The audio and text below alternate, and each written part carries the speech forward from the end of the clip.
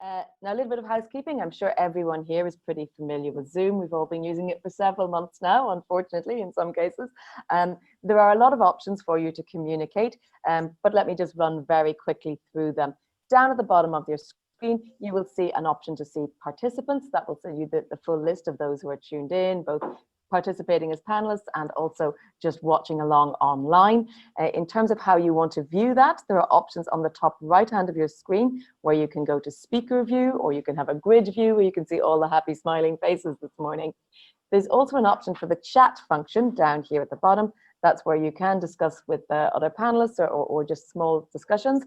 And we have the big Q&A button. Now, this is probably the most important button for the attendees. If you click the Q&A button, you will have an option to type in questions to the panelists. Now, I will be keeping an eye on that and trying to put them to the panelists in the slots allocated.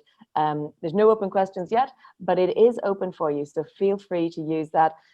Keep the chat for the more technical questions, but keep the content questions for our speakers in that Q&A function. We have translation available. I hope those who need it are well plugged into it.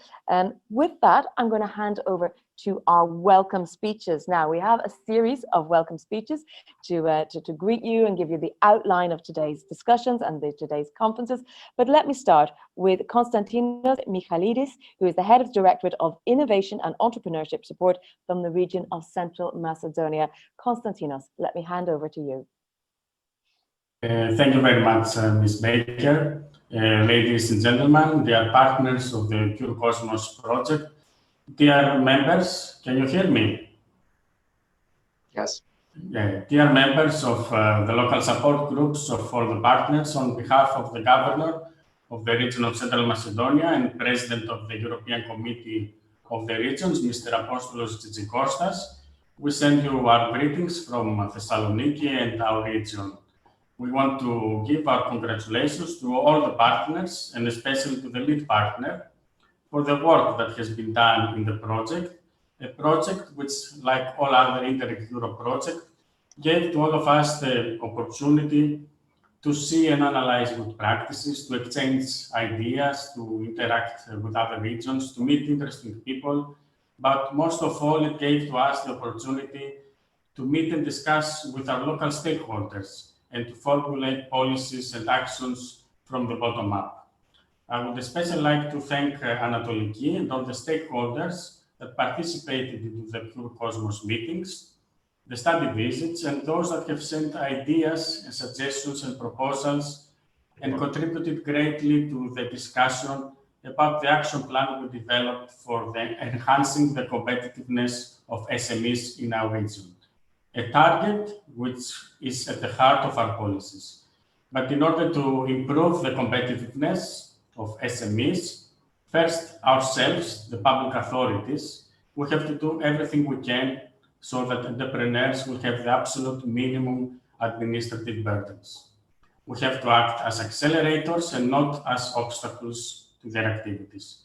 The operation of one-stop shops from all local authorities and our region, of course, is a necessity. Businesses should be able to take what they need from all of us quickly and efficiently. But we should not only assist businesses for issues that have to do with overcoming bureaucracy. Businesses, and especially SMEs, should be able to receive, when they ask for, services from public authorities which will improve their extroversion, their networking, their chances of cooperation with research institutes, with those that produce innovations so they can become innovative themselves. And of course, in the era of the fourth industrial revolution, all these services should be offered in digital forms, something that we all see becoming a common practice in the last months due to the pandemic crisis. But a lot more needs to be done for the digitization of our services. Today's conference will very clearly prove that local authorities can stand up to the challenges and can live up to the expectation of their business communities, offering great services and digital solutions. Local authorities are and will continue to be in the heart of the effort to make Europe more competitive. And this will be a very clear message from today's conference. Thank you very much. Thank you, Konstantinos, for that. I'm sure everybody is looking forward to hearing more. Now, a little bit more housekeeping. If I could ask everyone, if you're not speaking, to mute your microphone and maybe silence notifications that are coming in, because I want to be able to hear all our speakers very, very clearly. We have now representing the lead partner, Enrica Spotti, who is the financial manager of Pure Cosmos and head of revenue office and finalized funds in the Municipality of Genoa. Enrica, can we hear you? Hello, good morning. Over to you now for your welcome speech. Good morning. How lovely to see you all. I'm Enrica Spotti from Genoa Municipality. I'm the financial manager of the project and I'm the head of the revenue and finalized fund office. I would like to welcome everybody to the final conference of Pure Cosmos. We are very happy that we managed to organize this event despite the current situation. And for this result, I would like to thank you all for your work and your patience. Thank you, Dimitra, for your hard work, and thank you to our project secretariat for their dedication.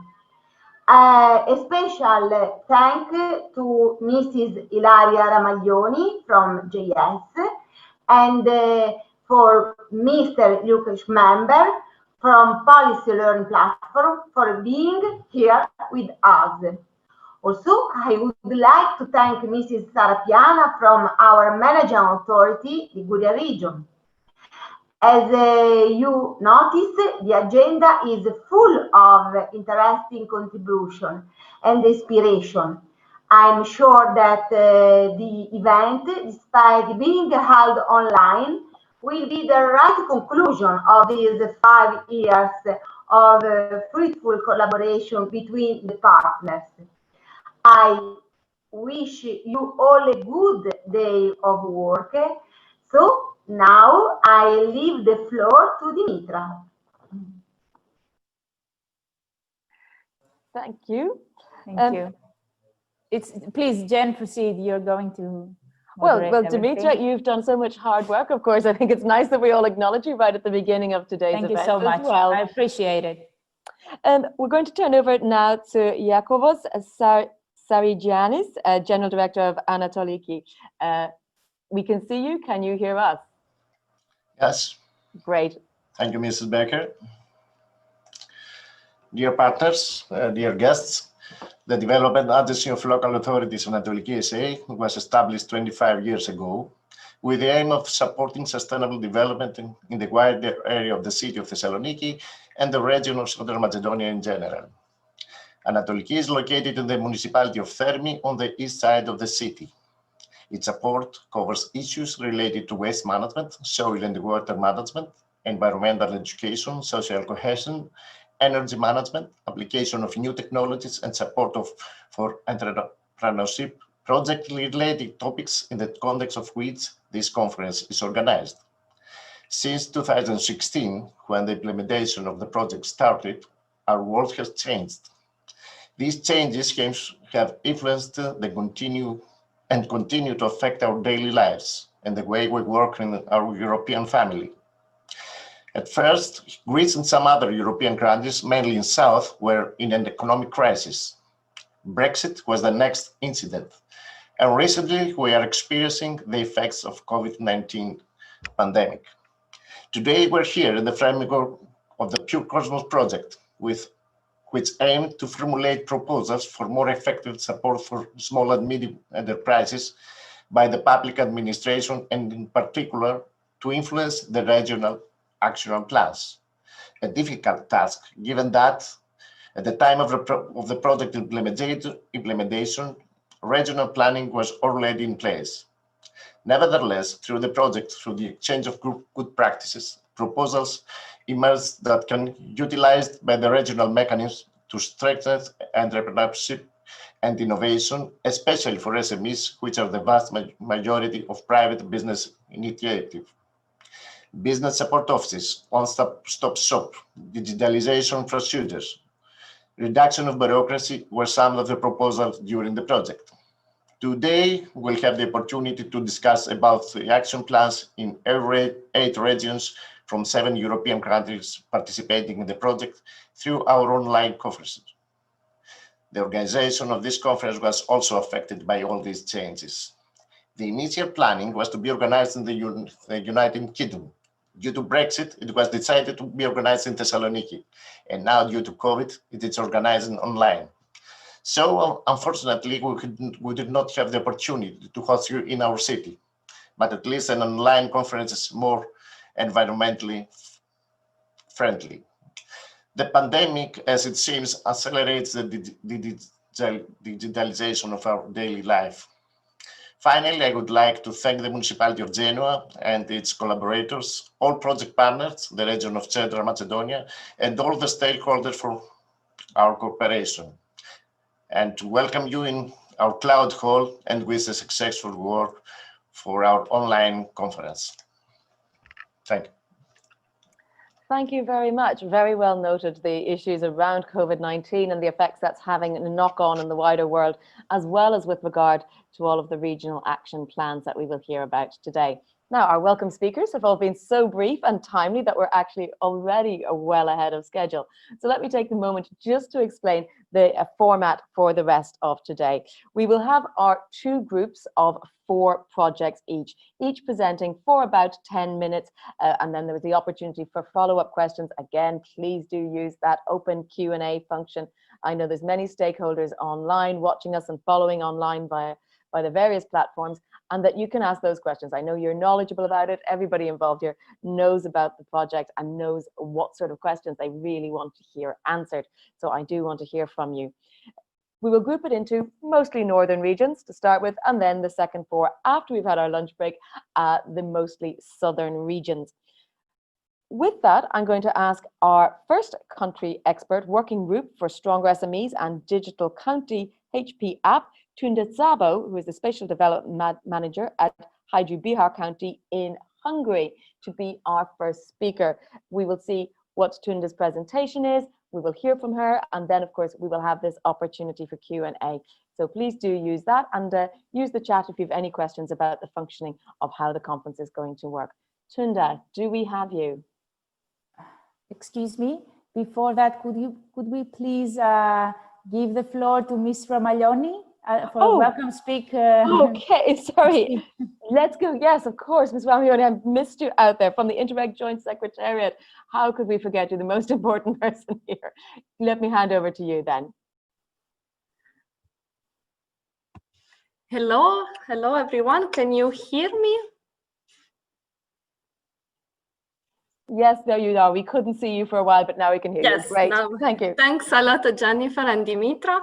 A warm welcome also from the program side. I'm really very happy to be there. I was following as a policy officer the project since almost the beginning. So it's really nice to be there and to take part of this event. I would like to give you a very short overview on the program's achievements and some information about the future before we are going to go to tackle all the content from the Pure Cosmos results. So I'm going to share my screen. I hope you will. Yes, I have the presentation. Okay. So I hope you can see. Yes. Okay. So as you may know, all of you, Interreg Europe is, I just give you a very briefly presentation, is a European program. With the aim of helping local regional authorities to develop better policies. We do this by creating an environment for sharing solution experience on 4 thematic areas, which are research and innovation, SME competitiveness, low carbon economy, and environment and resource efficiency. We are covering all the European countries. in addition to Norway and Switzerland. We do this through two main actions. As you know, we are funding interregional cooperation projects such as Pure Cosmo. And I would like to give you an insight on the program state of play. So we have launched 4 calls in total. So I believe she must be having some technical problems this morning, given that I had a little issue with seeing her myself earlier. Hopefully she will be able to come back to us. In the meantime, I'm going to highlight what will be the main 4 elements that each of the RAP projects will be presenting in their presentations. They'll be talking about the actions, what their projects have done, but also trying to focus on the relevance of the exchange and how they process that, what were the benefits to them. There's going to be an update on how those projects have gone so far, what are the elements of success, how are they proceeding. We may also hear about setbacks and how they were overcome. And then what was changed? What was the flexibility of these projects in terms of policy? We're going to hear about that from each of the RAPs. Ilaria, are you back with us? I think we have you. Shall we move on? Unfortunately, I think it is a problem that we're going to have today. We'll probably have to iron this out. It's a steep learning curve, I think, for everybody in these times trying to do all of this digitally. It's a complex program today. Perhaps we'll have the opportunity, if she's back online and we can get a secure connection, I will, of course, give the floor back to Ilaria Ramaglioni, who is the policy officer from Interreg Europe's Joint Secretariat, because I'm sure her insights are something that we will all want to hear. Perhaps if she's able to wrap up our opening section, that will be a great way of getting her insight. So with that, I will move on to our first country expert, Tunda. I believe you're there and ready to go. Unfortunately, we are encountering some difficulties. These always happen. First country working group, it's for stronger SMEs and digital county, Haju Bihar County. So it's Tunda Tsabo. Give us your presentation, Tunda. We're eager to hear about how the whole project has worked for you. Thank you very much. Can you hear me well? We can.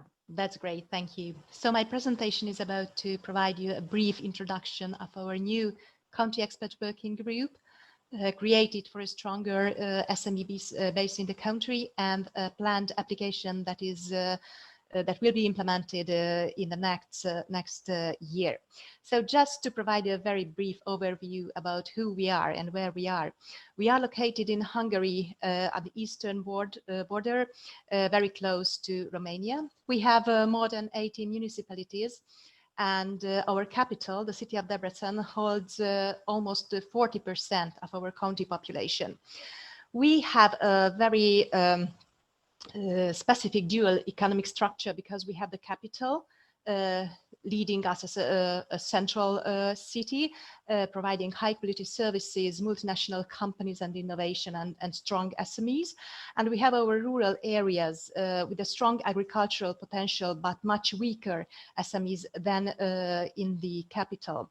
More than 30% of our settlements are nominated as disadvantaged rural settlements, dealing with several problems, and the share of enterprises with higher employment or capital strength is constantly decreasing, unfortunately, but at the same time the share of micro enterprises with less than 10 employees is increasing. We have a very specific county vision as a county government. We would like to be an economically prosperous, socially responsible county committed to the preservation and sustainable exploitation of its really highly appreciated natural and cultural values. And at the same time, we are really open to creativity and innovation. We, as an innovative county in the future, would like to use the tools of digitalization effectively for a more prosperous economy. And as a key issue, we have to identify and provide a strong and confident SMEs for a better innovation and knowledge transfer in the county. Next one, please. The policy addressed within this wonderful project was our Territorial Development Operational Programme. Its priority 3 was nominated as the most important issue to improve the competitive economy. And through the implementation of our most important output in the project, the action plan, we would like to improve the county SMEs' capacity, willingness and engagement to better understand and use the digital solutions. And the key areas to improve were as follows: the communication between the SMEs and the public authorities or target groups needed a strong enhancement. We would like to improve the digital skills of business actors, the rate of ICT tools applied. We planned to widen the scope of e-government and improve digital services. And last but not least, we wanted to put specific focus on SMEs undertaking social responsibility, the so-called social enterprises. This is a cover page of our action plan developed. And what about the content? We identified 2 specific actions. The first one is called Establishment of County Expert Working Group, promoting stronger and competitive enterprises. And the second one was the design plan, the creation of a design plan of a so-called digital county Hajdubihar application. In the first action, there are several sub-actions created. The first one is, of course, the establishment of the working group, then the organization of specific events for this group. The third issue was the development of an online guidance on digital solutions in taxation processes. Then we provided mentoring sessions on very specific themes. We are developing an online booklet informing rural enterprises or entrepreneurs on digital business solutions.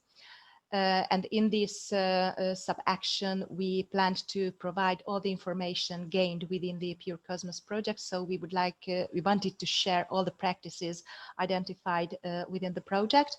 And we are developing a feasibility plan on a specific Hajdubihar community center concerning social entrepreneurship issues. And the seventh issue was the development of funding guideline for SMEs and social enterprises in rural areas. The second action, the digital county application, was about to define the proper needs concerning the requirements of our concerned bodies, the SMEs in rural regions and the social enterprises. We organized group consultations with them. We checked the available sources on specific solutions. We created the structural plan of this application, and we tried to identify the most applicable funding opportunities to realize this application and to share. Next one, please. We had a wonderful experience gained within the project, and the basis for our actions defined are originating from the good practices identified within the project, and of course the peer review event held in Debrecen, where we got very, very nice and applicable and useful recommendations from our peers arriving to us. So the first good practice to create our action one is the so-called SONU practice. The second one was the OK tests good practice from Macedonia, and we also utilized the main finding of the peer review process to efficiently reach our target groups. Thank you. The second action was created based on the e-business Lotse good practice, and as concerns this practice, we had a visit from an expert from the German region to provide all the details we needed to define our action. Then we used some parts of the Center for Excellence for that zero practice of the Catalonian partner, and then we also utilized the recommendations by the peers, and this recommendation was the so-called Halberstadt app, and we used some parts for the definition of our application as well. So what are the progress we achieved within action one? We created the group itself. We had really fruitful bilateral and multilateral events together, and we had ice-breaking chats with rural SMEs and entrepreneurs, and the most important problems also have been mapped while the group consultations were held. This working group stands for promoting stronger and competitive SMEs in our county. the development of the online guidance I've mentioned, and digital solutions. We had mind-blowing county event organized with valuable social enterprises, paving the way towards the deeper understanding of goals, tools, and expected results. We had joint efforts with our Hajdú-Bihar County Employment Pact, and we created a to-do list with enthusiastic initiators and contributors, including university lecturers and bank experts in the field of social enterprises. Next one, please. So this working group ensured a regular, active, and engaged cooperation platform for different actors. Due to the COVID-19 situation, these meetings were replaced by bilateral phone calls and online meetings that were ensured during the past half year to regularly keep in touch with the actors who took part in the implementation of the actions. And I have to say that the Pure Cosmos theme is concerned by more ongoing projects as well. So common points have been identified and potentials were revealed as well. In some cases, as some originally planned contributors, the level of engagement or commitment was not at the level we foreseen. So, but on the other hand, new actors entered to the scene, for example, the National Employment Foundation, and we have a wonderful collaboration with them to reach our main goals. And further collaboration started with the experts at the Employment Pact, social enterprises, rural SMEs, and mayors.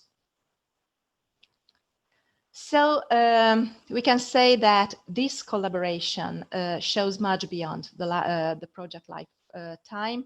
So our actors will work together in similar themes even in the future. So I think we have a long-term result achieved so far in Action 1. As concerns Action 2, this was about the designing of the application called Digital County HB. For this purpose, the specific needs and requirements have been discussed with the municipality leaders, employment experts, and SMEs concerning the application. And we had a lot of discussions with actors dealing with the support of SMEs. The currently available services, digital services, have been mapped and the basic structure is set up. So to efficiently help small enterprises, rural enterprises, social enterprises, the proper identification of funding opportunities to develop the application started. So it is in process, but it is expected to be implemented within the next operational program referring to our county. We defined for the digital app, we defined 3 potential structure.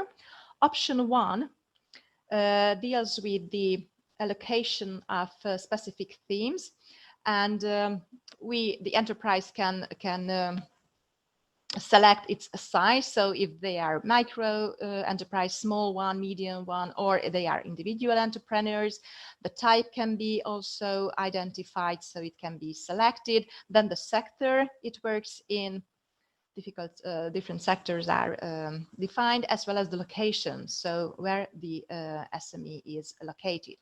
Option 2, I think this option 2 will be implemented because this covers all the fields that a rural SME or a social enterprise require when would like to deal with its administrative tasks. So it covers ICT issues, different finance opportunities, how to create the company, how to formulate it, what are the legal issues concerning company formation, and so on. There would be a specific section dedicated to taxation issues. Then they could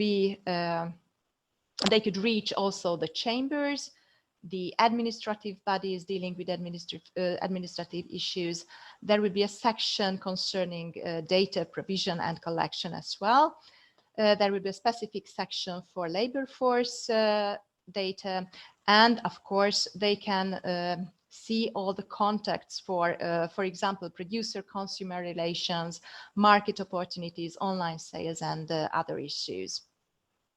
And as option 3, it's a simple version where the enterprises can be filtered by size, type, industry, and location. It's very similar to option 1. But we thought that this will not be implemented, so we try to implement the second version. It is important that the platform provides access but not direct administration, and we would like to implement it under a separate domain, not under our county government domain, but as a separate county domain. Thank you very much.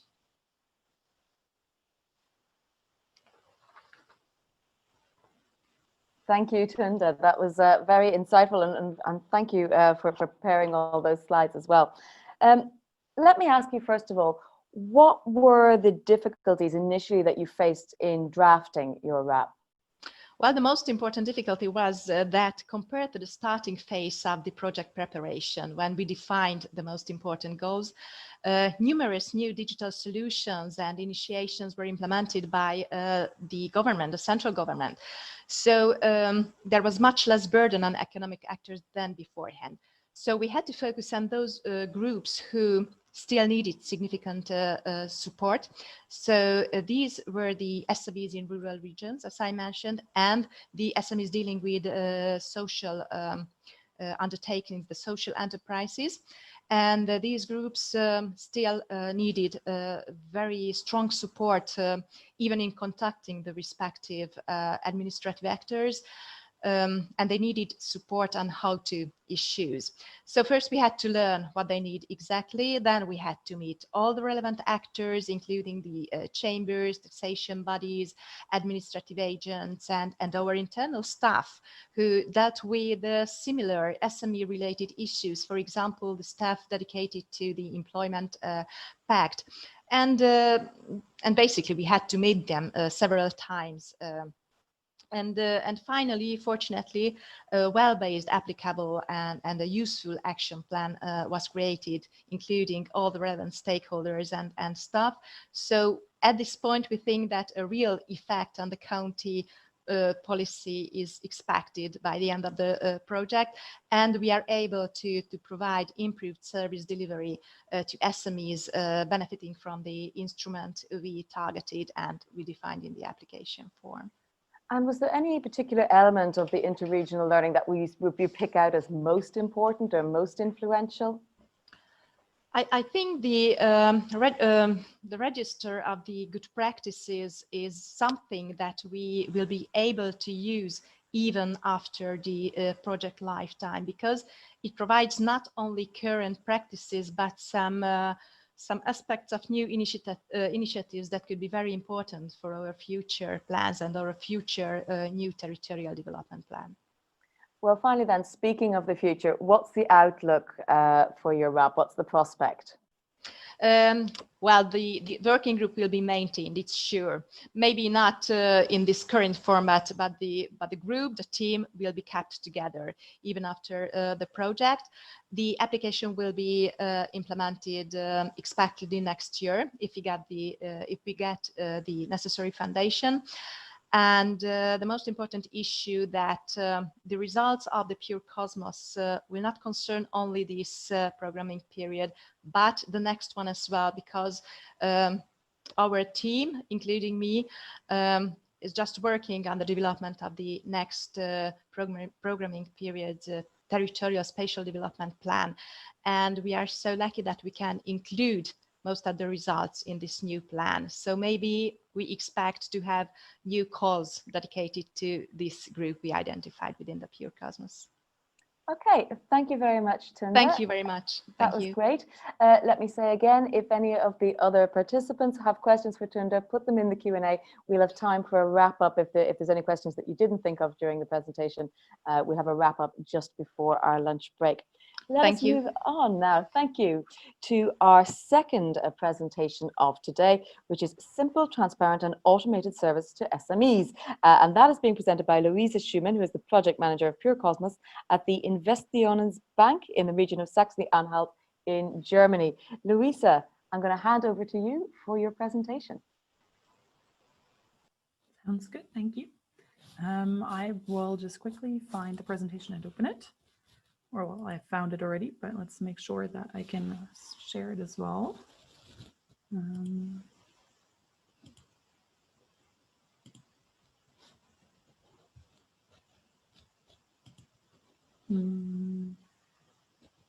If everything works, you should be able to see the presentation now. All right. The program has been going quite fast today, which is why we are a bit ahead of schedule. I will attempt to slow it down a little bit and give you an insight into the region action plan for our region in Saxony-Anhalt.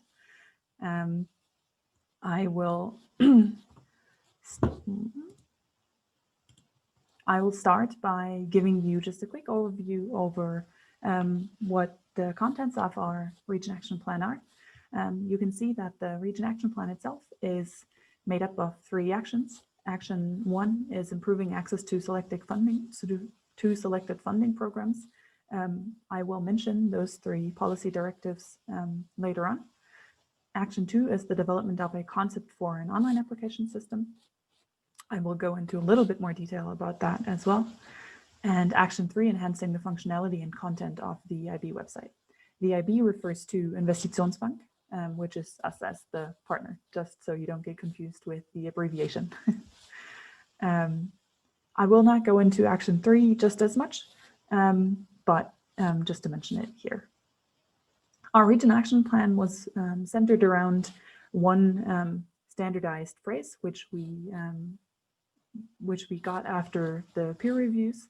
The motto for our region action plan is simple, transparent, and automated processes, which is our general target for the region action plan. Simple means that we want to make the policy directives easier to understand, less complex. We want to have easy access to the policy directives themselves.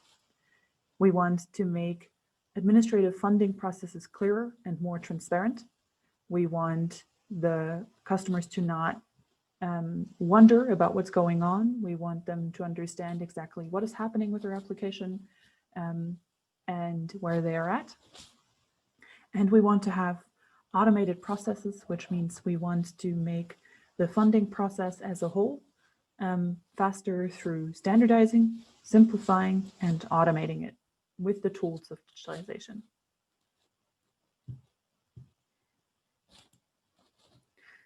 The main basis for our actions, for anything that is in our action plan, is the interregional learning. I have picked out the 4 main success factors, the main key things from the interregional exchange.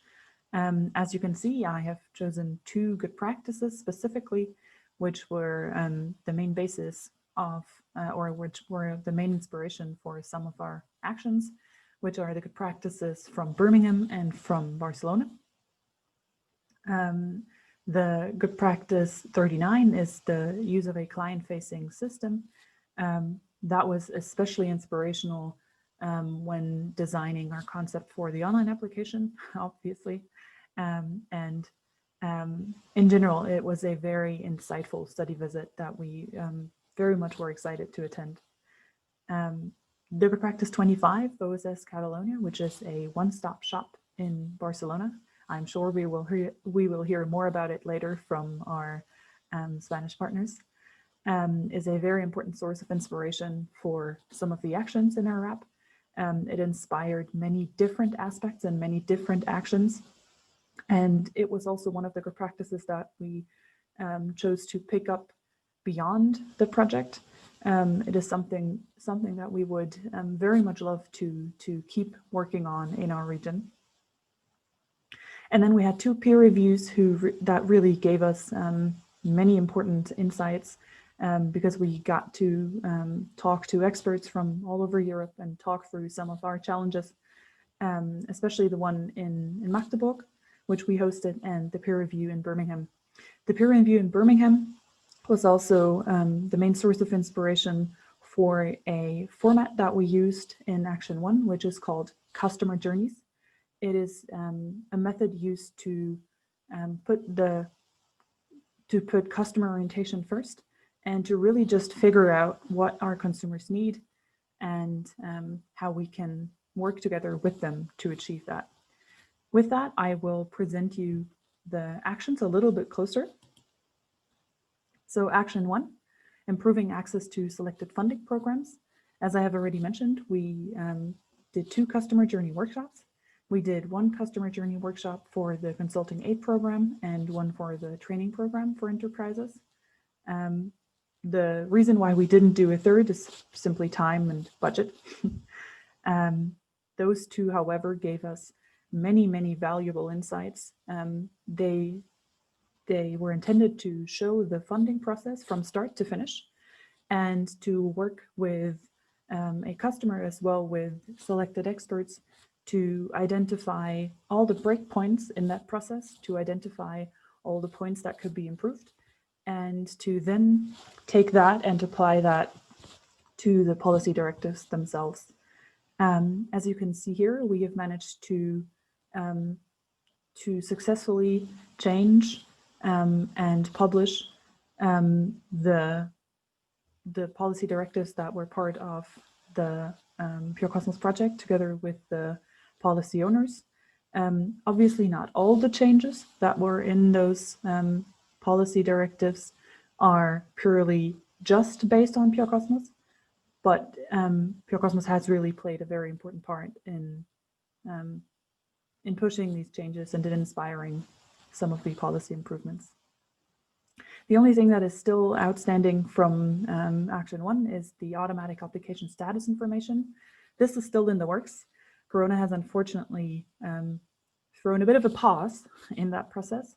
However, it is ready for technical implementation to start, and we will hopefully get that done within the scope of the project. If not, it will definitely be on our to-do list for the next year. Also, the policy directives themselves will be analyzed for their impact and evaluated by the policy owners themselves. As you can also see, I've picked out the 3 the 3 most impactful insights from the project. The project structure itself was a main factor of success, and we took inspiration from the peer review in Magdeburg as well as from the peer review in Birmingham.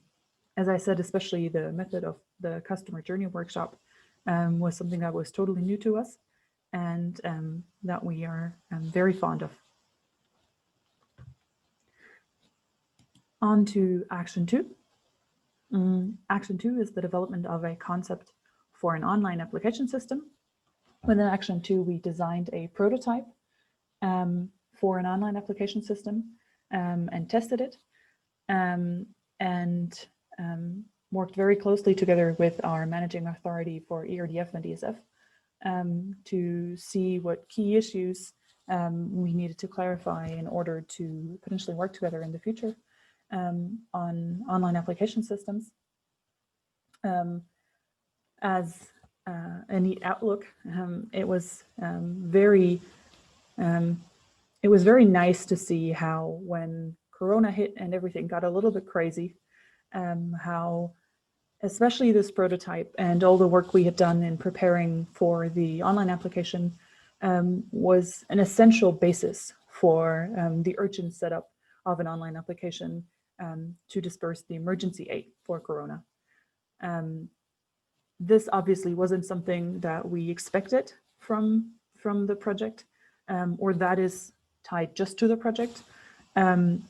But it really was exciting to see how something that we had designed and finished in the project could be used to react to a crisis when we really needed it. This action was mainly inspired by the peer review in Magdeburg again, by all the feedback we got from our peers there. And then, as I mentioned before, by the good practice from Birmingham and Wales. With the client-facing online application system. On to action 3. I will not be going into this in detail, as I said.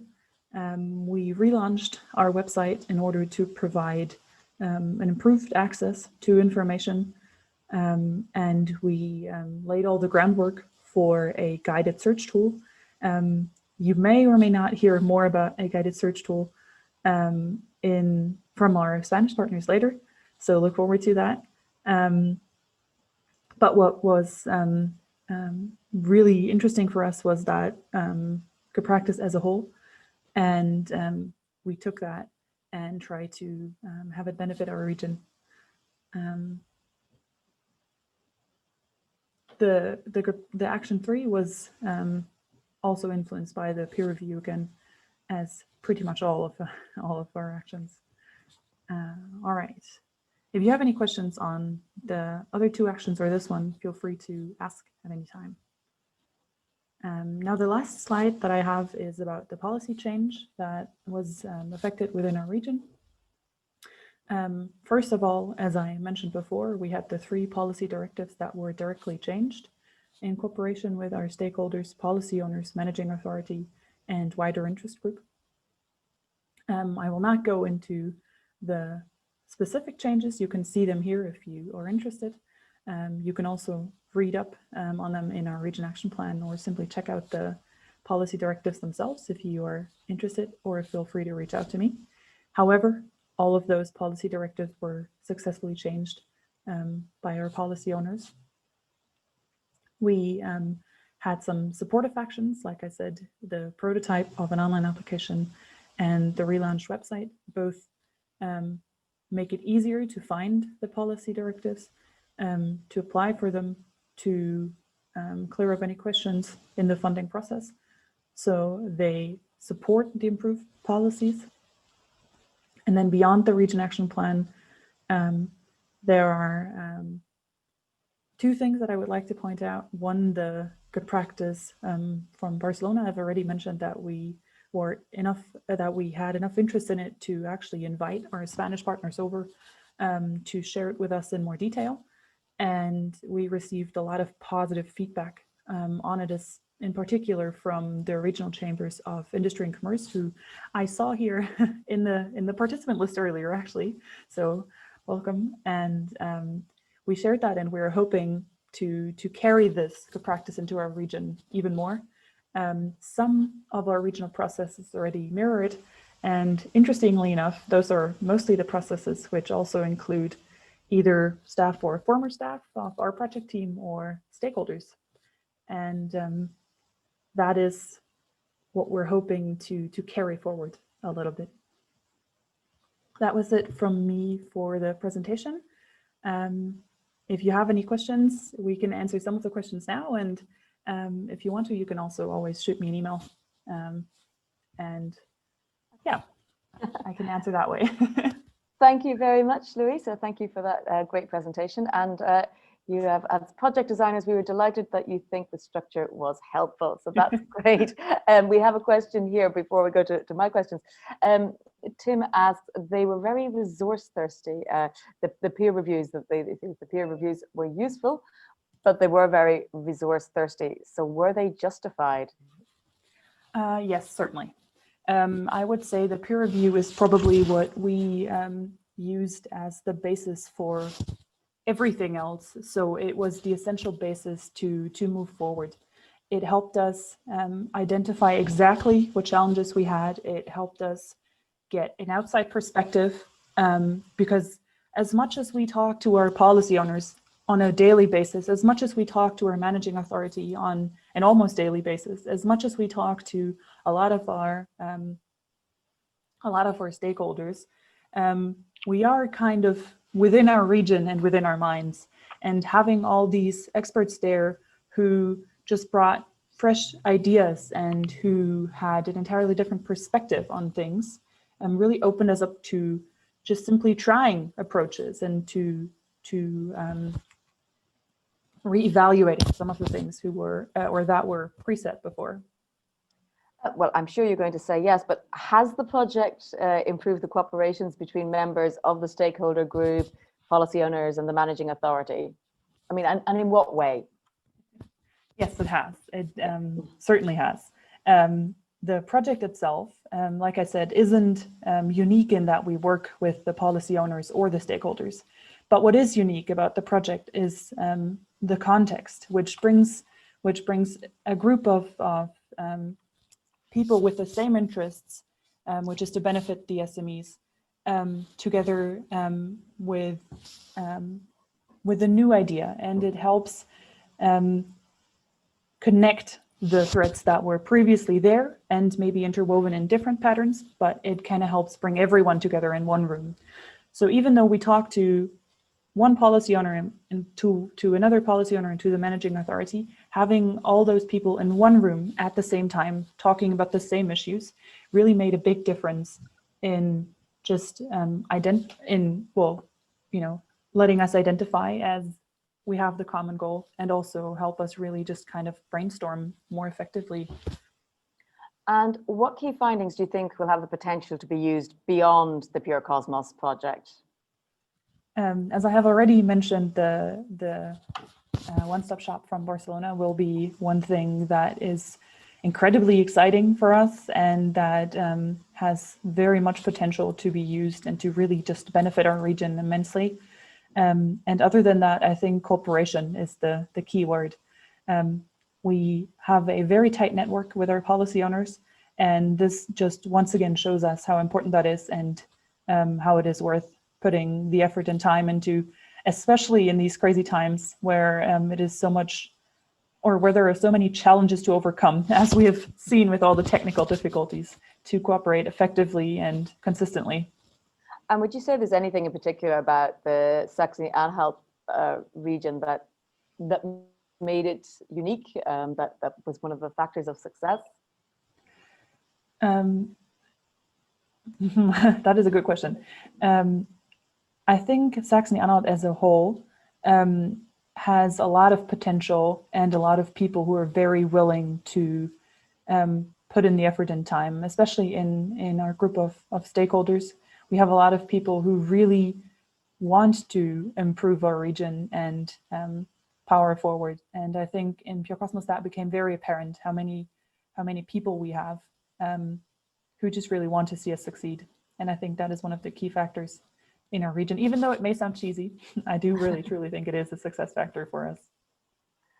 Well, then just a sort of final, was there one big eye-opening moment for you in the exchange of information, anything you would pick out? I mean, I'm not asking you to repeat yourself, but if you had to name one thing. Yeah. For me personally, one of the most eye-opening moments was when we visited Barcelona, and in one of the study visits, and went to Pier 1, which is a startup center where all the startups just kind of work alongside each other. And like I said before, for me it was very just valuable to see how all those startups worked alongside each other, and not necessarily with each other, but just by being in one room and by sort of soaking up each other's energy. You could see that really just pushed all of them, and that is something that I took away from that experience, which really just showed me that when we want to connect our customers to us, it is really also important to connect them to each other, so that in the funding process, they can not only benefit from the funding, but can also benefit just from the system, from the ecosystem that is around it. And by simplifying and making processes more transparent and also automating them, that is what we hope to achieve, to bring customers closer to us, but also to bring them closer to each other. Okay. Thank you very much. Again, as always, if there's questions, please do put them in the Q&A box, and we will have the chance again to put those to Louisa a little bit later on. Our next project is from Birmingham City Council. We're going to talk about business intelligence, data-driven decision-making, innovative public sector procurement, and next-generation public digital infrastructure. It is not actually Nikki Spencer twice. We have Nikki Spencer, Pure Cosmos Project Manager from Birmingham City Council, and we should have, I believe, Raj Mack, Head of Business Engagement. I can see how we have Nikki. Do we have Raj? I believe we have you both there on the line. You do, but it's Raj here, but I can't change the name setting for some reason. So I'll respond when I'm called to respond, but Nikki's leading on this. Okay, Well, nice to have you both there, and we will hopefully have some follow-up questions for you. With that, Nikki, we'll hand it over to you for the presentation. Many thanks, Jo.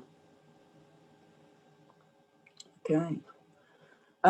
So, as Jenna said, I'm Nikki Spencer, I'm Project Manager at Birmingham City Council, and I'll be presenting Birmingham's Regional Action Plan, which was developed as part of the Pure Cosmos project.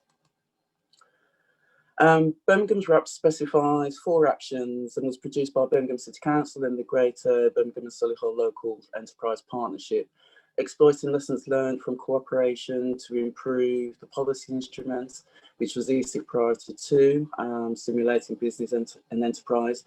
Birmingham's RAP is delivered in the context of the West Midlands Industrial Strategy 2018, growing the UK's economy, which targeted investment for growth in areas such as housing, HS2, metro extension, brownfield land, Commonwealth Games, and the City of Culture. Next slide.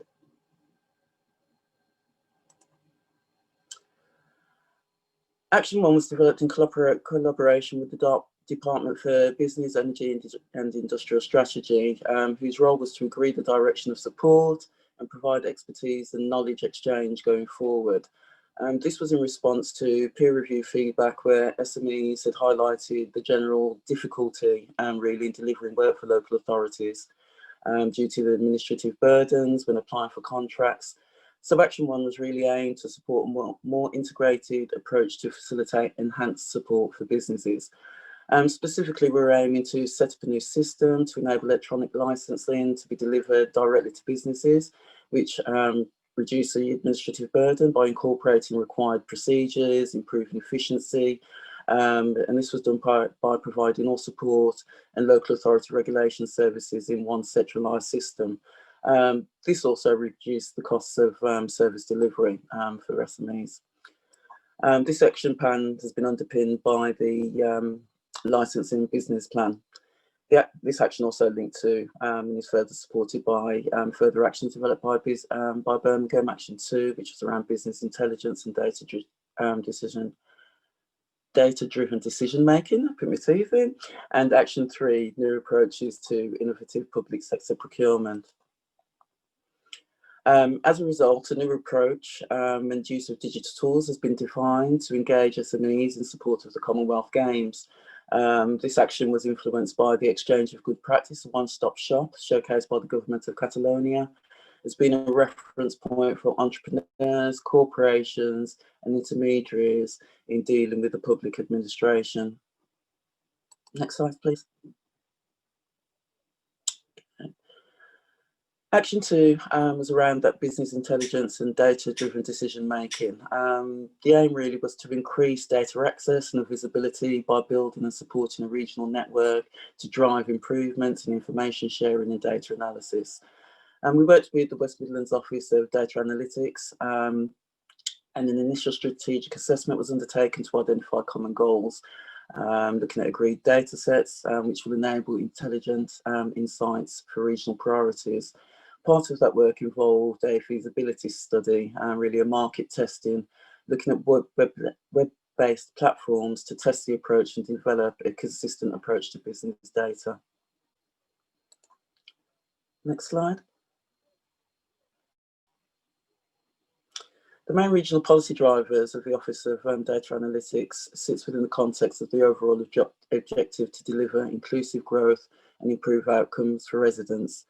The focus of the feasibility study was to define the SME's analytic capabilities within the region, which recognised that there was a broad landscape really of rich data, as well as the need for more data. The ODA blueprints to effectively articulate the vision, provide a robust but agile governance. Sorry, go back. Previous slide, sorry.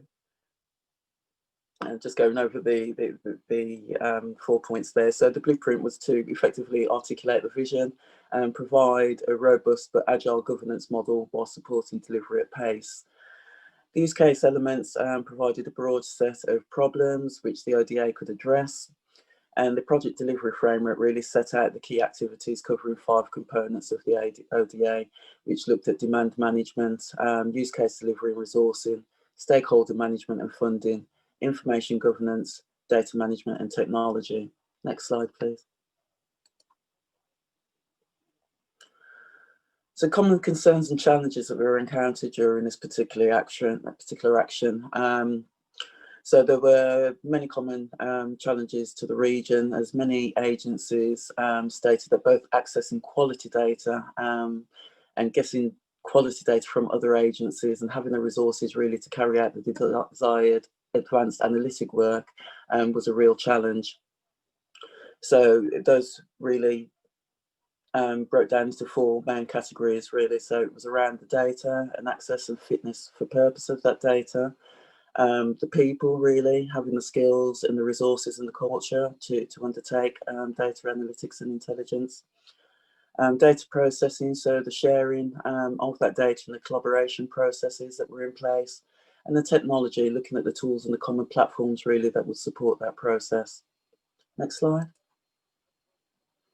So the current phase of work for Action 2 around is focusing really on the operating model, looking at the resources and data literacy, stakeholder landscape, and the platform and data architecture that are required to support that, as well as looking at open data sources, the data trust, really looking at the collaborations that have existed and how we can build upon those, the data ethics, and looking at the providers of public services, and increasing scrutiny really over some of those data sets, and looking at the citizen engagement. Next slide. So Action 3 of Birmingham's Regional Action Plan focused on new approaches to innovative public sector procurement. This was highlighted really during the peer review that was undertaken, where SMEs again had highlighted that difficulty in delivering work for local authorities, not only due to the administrative burdens, but also around possibly local government's reluctance to engage with smaller companies. So Action 3 really looked at new approaches to innovative public sector procurement and aimed to improve the SME's capability to bid for public sector contracts, as well as improving citizen wellbeing and enabling economic growth. This was achieved under this action by promoting the Council's updates to Birmingham's Business Charter for Social Responsibility, including updating guidance on how to bid for council contracts, making it clearer for SMEs how to engage really with local authority contracts. We also looked at improving the means by which social value achievements on council contracts was recognised, and working with Birmingham's Business Charter for Social Responsibility, looking at the accredited organisations and how really SMEs could adopt these methods to become accredited. Next slide. As mentioned, local challenges meant that SMEs felt that local authorities were risk averse and really contracted to large companies to ensure compliance and confidence, as this wasn't felt really, or the SMEs felt that local authorities felt that this was unknown and untested with the smaller companies. So with social value, social value looks to maximise the value that the city gets out of every pound that it spends, and basically. And as a result of policy change, social value is now targeted at Birmingham's most deprived areas. So social value measures are weighted, can achieve around 3 times the weighting if SMEs are delivering interventions in areas of social deprivation. So hopefully this works in favour of the SMEs and enables them stronger competition in bidding for Birmingham City Council contracts. Next slide, please. So updates to the Charter have included aligning the Charter to national government themes really, so that again provides a consistent national approach for SMEs to engage with, whether that's via Birmingham or the local authorities nationally.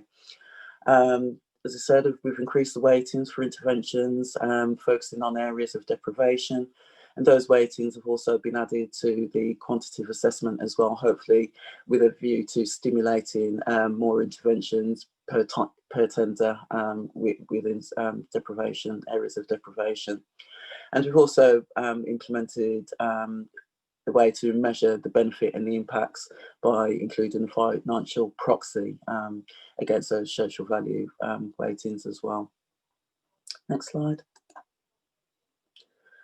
So this is just an example of some of the themes, outcomes and measures that have been applied. As you see, an example is there is a good employer as a theme. An outcome there would be a fair level of pay, and again there are several measures to actually ensure that that's delivered, and that's a similar process that's applied against all of the 7 themes. Next slide, please. Again, the Charter promotes ways for SMEs to do business and engage with Birmingham City Council. So there's a number of routes in through Find It in Birmingham to joining breakfast events, and there's a number of links and so forth which are included in here, which will be available once you download the presentations after the event. Next slide, please. As a result of the social value engagement and some of the partnerships that have emerged from that piece of work, which have led to really greater social value being delivered within Birmingham, that's been engagement with Birmingham Solihull Sustainable Transformation Partnerships, and there's been work as well with the Centre for Local Economic Strategies, and they're delivering projects and activities against employment, procurement and assets as well. So again, strengthening working with not only local agencies but SMEs within the area. Next slide, please. This is just a slide really looking at the achievements and just providing some transparency around the social value within Birmingham. And as it says, you know, we've had around over 45,000 companies, unique registered companies, with the Find It in Birmingham portal, which is routing to engaging with City Council contracts. We've had over 400 suppliers and SMEs accredited to the Business Charter.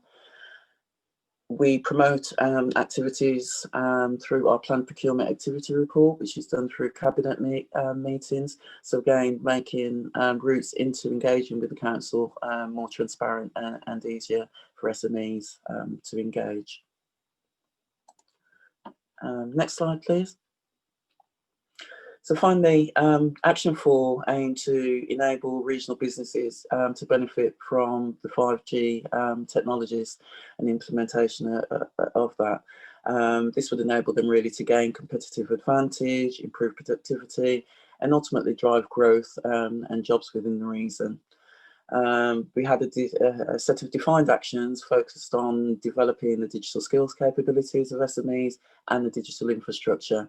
And as a result, well, 5G really has the potential to significantly accelerate innovation and productivity of SMEs, particularly those in high growth areas and sectors. Next slide, please. So both public and private sectors have the potential to benefit from the enhanced connectivity across the region as a result of 5G. And working in conjunction with the West Midlands Combined Authority, who's leading on the 5G deployment in the region, a number of activities and actions have been implemented to date. So there's a government group really to identify and remove, how to remove barriers and obstacles to building of the 5G infrastructure. There are leave agreements in place to access public sector assets and to support that rollout. Transport for West Midlands have developed a regional transport-related data platform to provide data insights along the way. Use cases are in development through discovery workshops, and all of which, as I say, ongoing work will be undertaken and lessons will be learned along the way as we accelerate its deployment. So that really gives an overview of the actions and update really of Birmingham's Regional Action Plan. Thank you. Don't know if you've got any questions, Jen? Thank you, Nikki. I want to actually ask you, I mean, you mentioned at the very outset HS2, which I know is a big UK project, but perhaps people from other regions don't know so much about it. Perhaps you could explain what it is and the impact on Birmingham.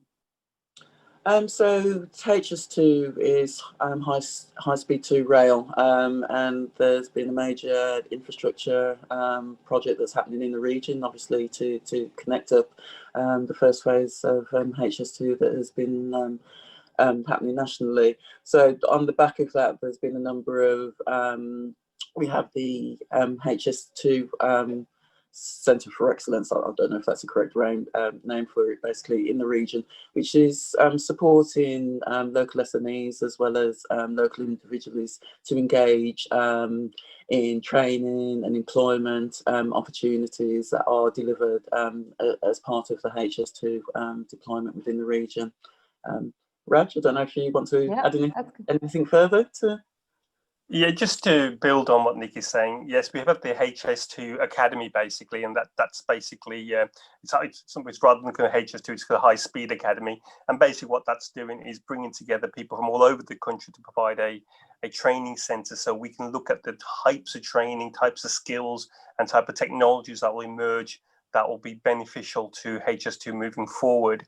We've done some great work in the city already. I think the HS2 station, Curzon Street, will be our main station that will link us directly into London to Birmingham, and that's at the heart of the city. Not many stations are right in the direct centre of the city, so we've done that deliberately to ensure that we can encompass some of the technology and the university campus down there.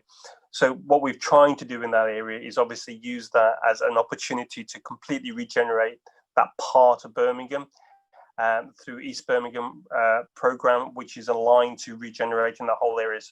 So HS2 is now been approved. It is now full speed ahead, if you have to say the right words.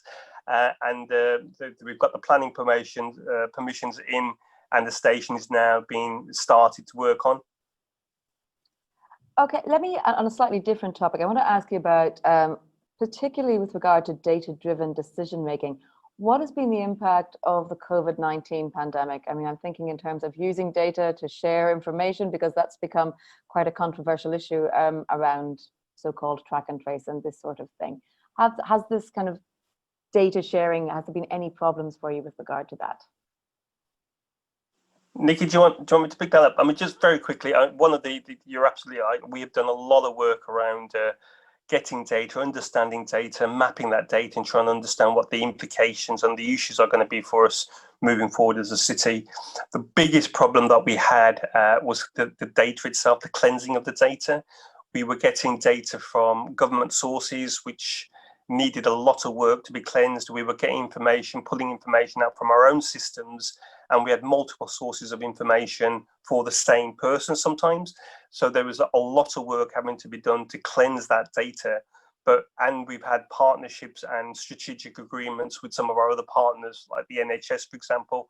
We've managed to get data agreements and data agreements in place with some of those. So we are freely exchanging some of that data, which works on, and it was timed quite right, because we had done some earlier work about creating a common care record previously. So we'd already started those discussions with multiple partners to get common shared agreements in place. So on the back of that, and because of the relaxation of some of the rules around data sharing, as a result of COVID, we were able to have freer access and freer freedoms to move that data and use that data.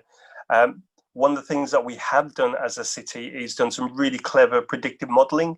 So we've looked at things like if the R number went from 1 to 2, what the impacts are going to be, looking at where the likely breakouts are going to be, which areas are more prevalent than other areas, based on age, based on ethnicity, based on the profiles in that area. So we've done some crystal ball gazing type of capabilities around that. Plus we've used it to model some of the apps that we've done. So we created what was a vulnerability app that bringing data in from government, bringing from our sources to identify where shielded people were, who reported, how the food deliveries were going to be made to them. All that was coordinated through that app and bringing data together from different sources. Okay, and then specifically with regard to what you were doing, 5G, Nikki, that was kind of the dominant point of your last couple of slides. There are issues, people are supposedly attacking towers. Tell me how you've been responding to those sorts of concerns. Yeah, it has been a big issue, and I can honestly say that at least once a month we get either a pressure group or individual citizens who are very concerned about 5G and the impacts on the electromagnetism that gets emitted. I mean, what we've said right from the beginning, and to be fair for Birmingham, this is new. When we started rolling out 4G and Wi-Fi a few years ago, we had very similar types of issues come up and certain groups coming up. So 5G was an extension of some of that. So what we've done is we've taken advice from Public Health England. We've looked at some of their information. We've looked at our own public health director and gained the information from them in terms of what the impacts are, and publish that on a wide basis. So we work with the West Midlands Combined Authority who are leading this. We've put information on that public website to say these are the impacts, this is the evidence for it. Plus, for our own rollout in places, we do consultations. Anywhere we put a mask out, there is consultation with local members in that area, so politicians in that area, but we also consult with the community to make them aware that this is happening, so we can get some of their concerns up front. We don't tend to get that many concerns from the areas in themselves that are, other than one or two specific incidents. Generally, most people are accepting. I think where we do get a lot of issues are the sort of pressure groups. And with those, what we do is try and get that information from Public Health England and from the World Health Organization, some of the work they've done. And what we've done is publish it on our own website to say this is what's going on, and combine it with the West Midlands combined 5G group and make sure that we are sending out a consistent message of why we're doing this and what the value of the 5G could be for the citizens themselves. Okay, thank you, Raj. I'm going to ask certainly some of our other presenters about the impact of COVID, but Nikki, Maria Giovanna Laurani from the Secretariat, praising your action plan, and she says, however, despite the common template we used and exchanged to draft it, are there any other elements beyond that you would recommend?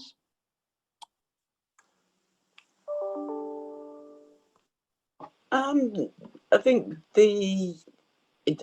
I'm just trying to understand the question. In response to the process for Pure Cosmos, I think the exchange of experiences and the peer reviews were very good in pulling in the thinking to inform the direction of the RAP, and really to identify those areas that SMEs would actually benefit from.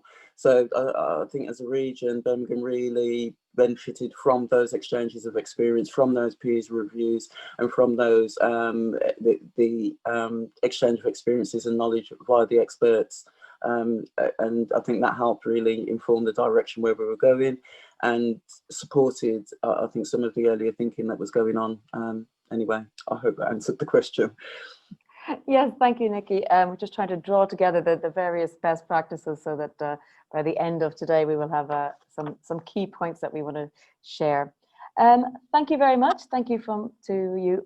Can you switch off your speakers, because I think that's what's causing the problem. To hear from Ilaria Ramaglioni, who's a policy officer from the INTERREG Europe Joint Secretariat.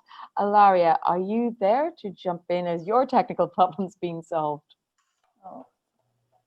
Excuse me. Yes, you were there.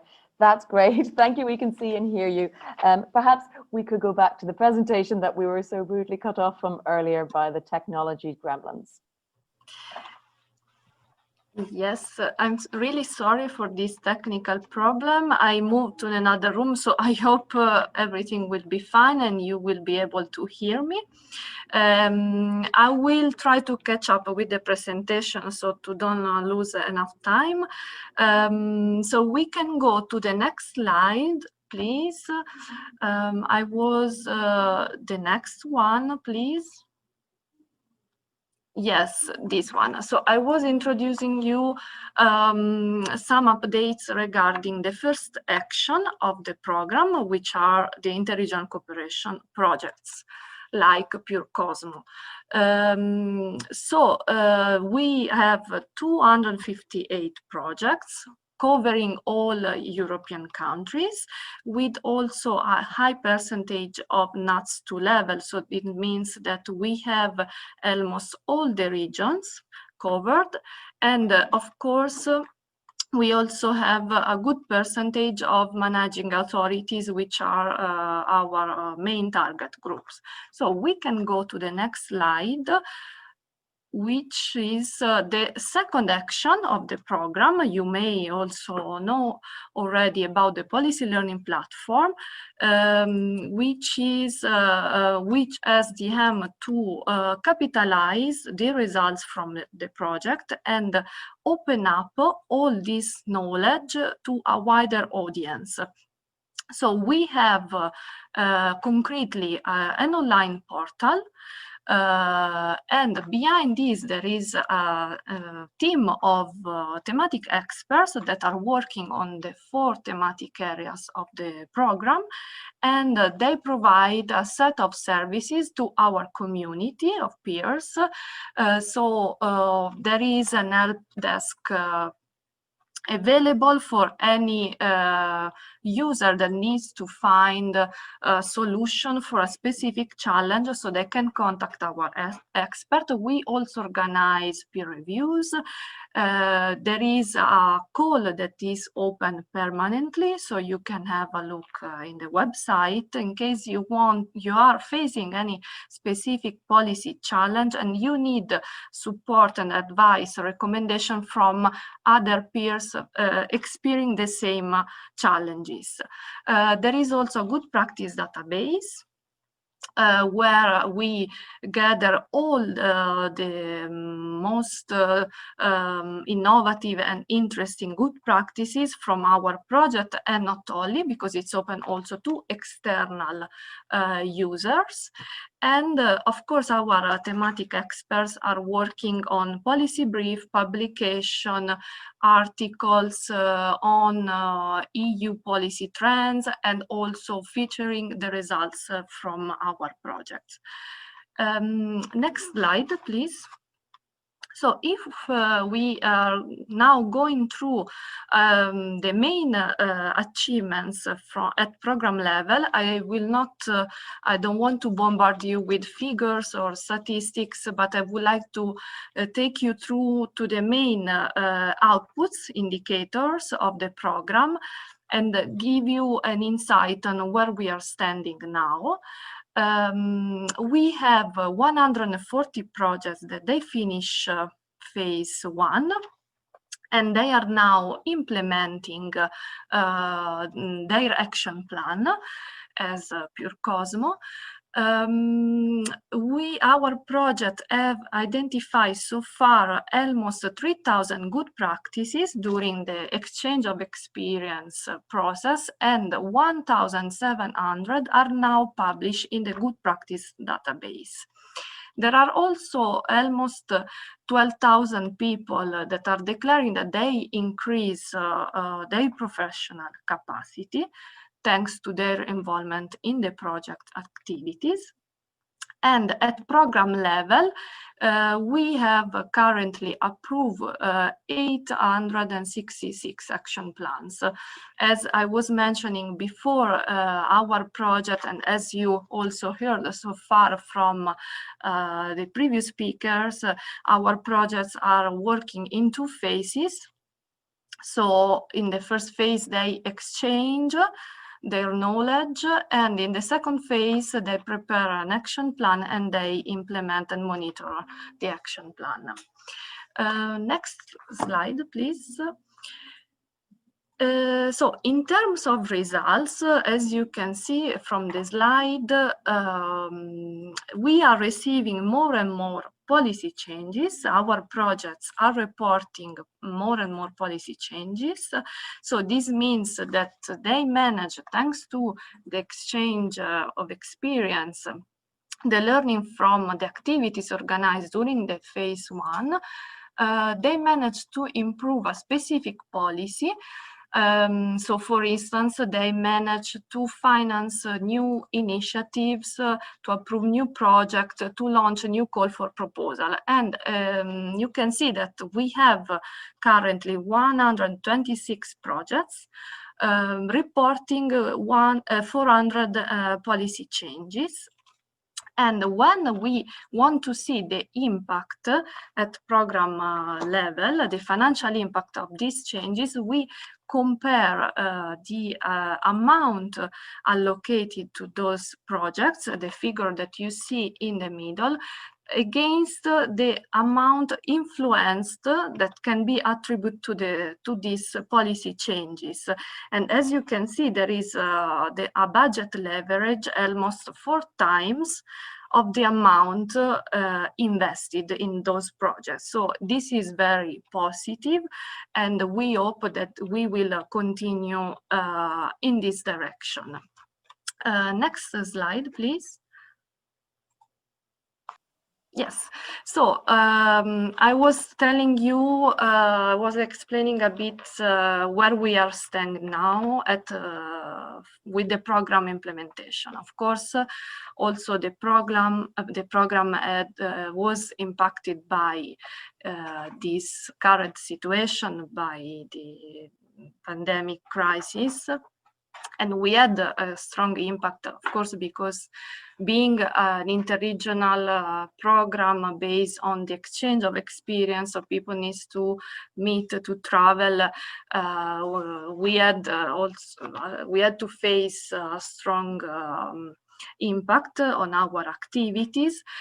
We are trying to support as much as possible all our projects, but also our community members in this current situation. So we have created a dedicated page on COVID-19 related matters, so you can find in our website. We ask our projects, our community members to exchange even more on this aspect. And for instance, they started to share new good practices that may be relevant for this context, so they can help to mitigate the effects of the pandemic. So you can search using a keyword COVID-19 in our good practice database and find experience solutions that are linked to this context, not only from the economic perspective, but covering all the 4 topics of the program. Then we have been organizing also online activities focus on the challenges that the pandemic crisis has raised. Our colleagues from the policy learning platform are also giving priority to requests from our community, to requests that are linked to COVID-19 matters. And you can also find information and news on our website about any event that can be linked to this thematic. So we hope that in this way we could give also our support to our community. Moving now on the thematic field, we already hear a lot from the project partners on all the actions that are now implementing. And Pure Cosmos is one of the projects dealing with competitiveness of SMEs, in particular on business support delivery, on how to improve the business support ecosystem, to reduce the administrative burden, to give better support for startups and entrepreneurship. So there are also other projects dealing with this challenges. They are working, they also created a lot of synergies, for instance, with other projects like Start Easy, OSS, but there are also other projects dealing with similar issues like Trino or ESPO. Next slide, please.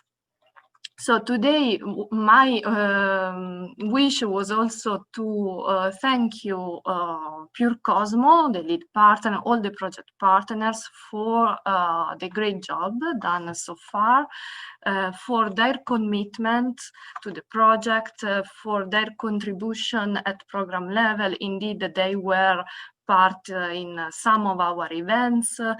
There was a dedicated session on the OSS experience from Catalonia. During our previous edition on Europe's Let's Cooperate, but they were also part of some thematic workshop organized by our colleagues from the Policy Learning Platform on digital transformation, for instance. Some of their experience were also featured in policy brief and articles, and we want to thank you them for their contribution and also for feeding the program knowledge with their experience and solutions. For instance, they have 10 good practices published in the Policy Learning Platform database.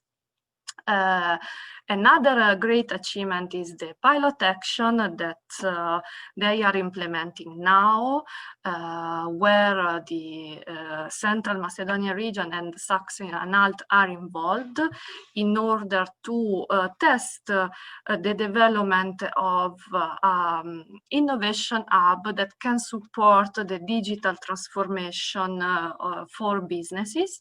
So we are very happy that this pilot was approved and is now being implemented.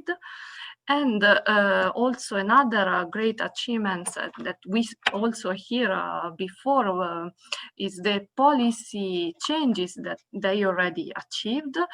As you can see in the next slide, I just put a few examples, but we already hear some of this experience. For instance, from Saxony-Anhalt, they managed to include new measures in the directive of some of the funding programs supported by ERDF and ESF in order to simplify the application process for SMEs and give more flexibility in the evaluation. For instance, the Development Agency of Eastern Thessaloniki local authorities, they launch a new call for proposal for the creation of one-stop liaison office, financed through the regional OP.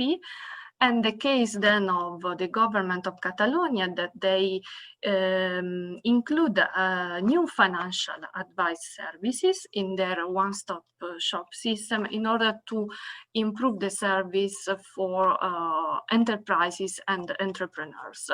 This thanks to the exchange with the other project partners, thanks to the peer review results and the good practices shared during the learning phase of the project. And we learned this before. Just to give you few information about the future before to pass the floor to Jennifer and the other speakers. As you know, the program was not included at the beginning in the draft regulations. Then the European Parliament and the Council asked for INTERREG Europe to be back, and we are now part of the regulation. But as you know, there are still under development the discussion on the budget, on the regulations, and so nothing has been decided yet. We had our first programming committee in December 2019. Next one was in June, and today we are going to, there is the programming committee to decide on the future programming period and the characteristics of the future program. So you can follow all the news, the updates regarding this in our website. There is a dedicated session.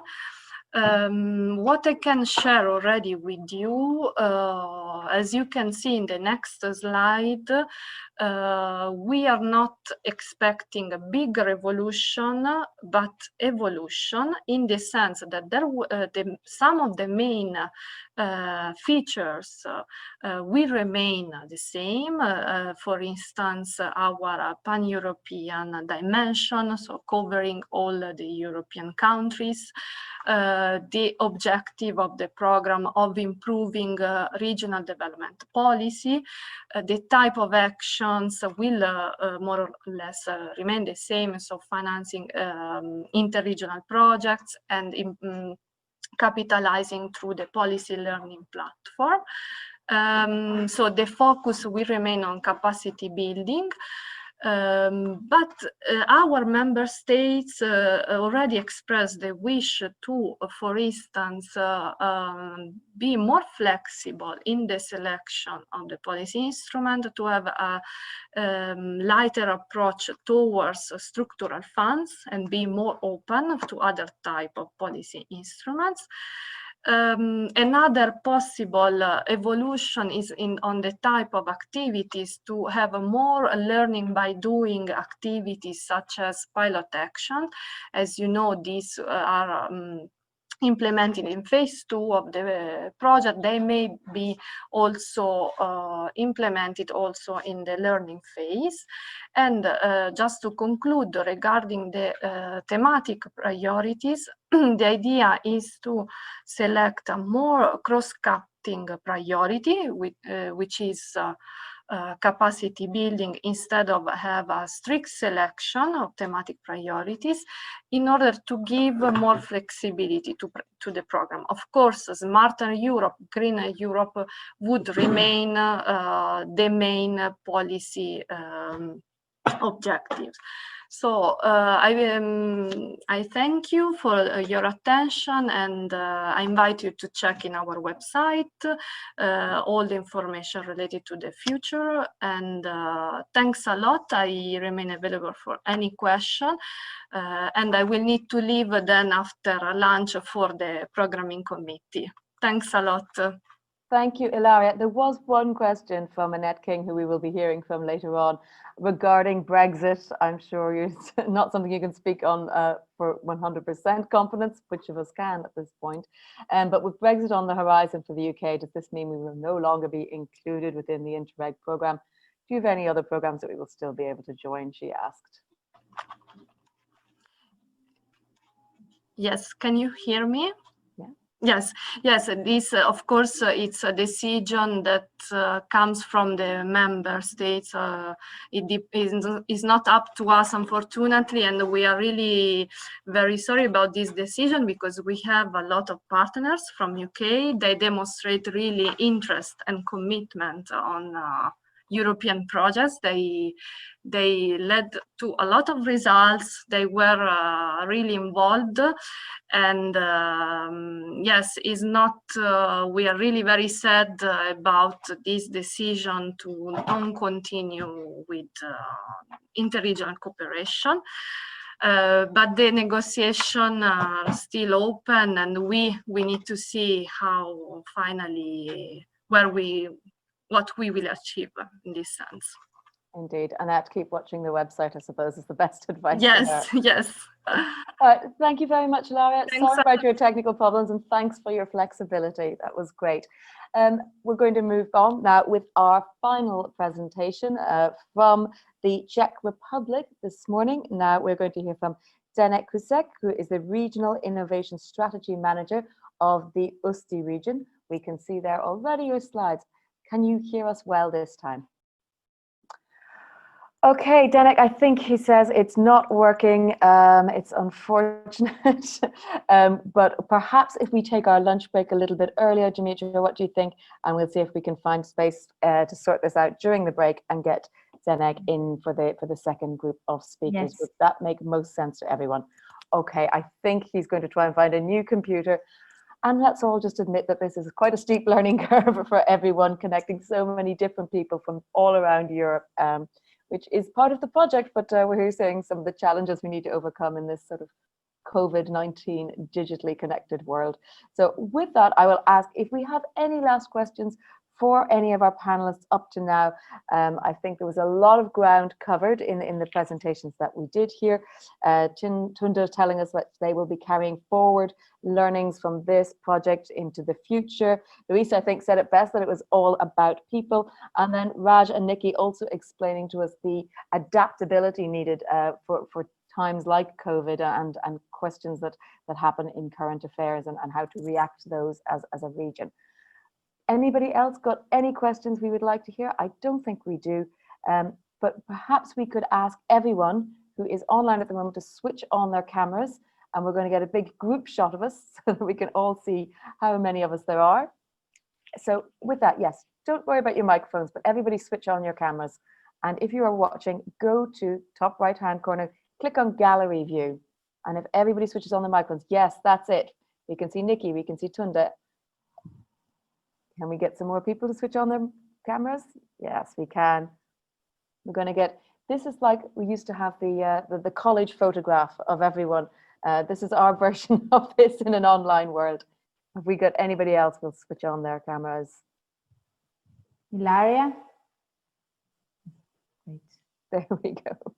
Okay. Okay, well, we see the attendees can't switch on their cameras, but we'll get that. That's a few of us. Oh, unfortunately, they can't. Attendees can't switch on their cameras. Maybe we can repeat it next. Yeah. It was a good idea, nice initiative, Dimitra. We'll try it at the very end. We'll allow everyone to switch on their cameras and get a great photograph. With that, it is now, we're very much ahead of schedule there. We're 20 minutes ahead, which I guess means an extra 20 minutes for lunch break. So we will still come back at the same time at 1:45, so just less than an hour for your lunch break. And those of you who are attendees in the next session, watch out for emails and calls from us to make sure we double check all the technological issues. Thanks for a great morning. Speak to you all in the afternoon.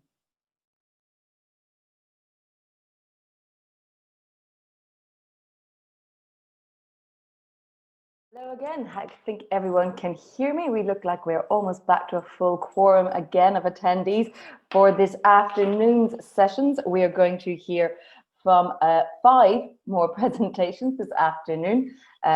We are going to be looking at the Municipality of Genova. We're going to be hearing from the Municipality of Florence, as well as the Region of Central Macedonia and Anatoliki. But we're going to start with Denek. Denek, I believe we've got all our technical problems sorted out during our lunch break.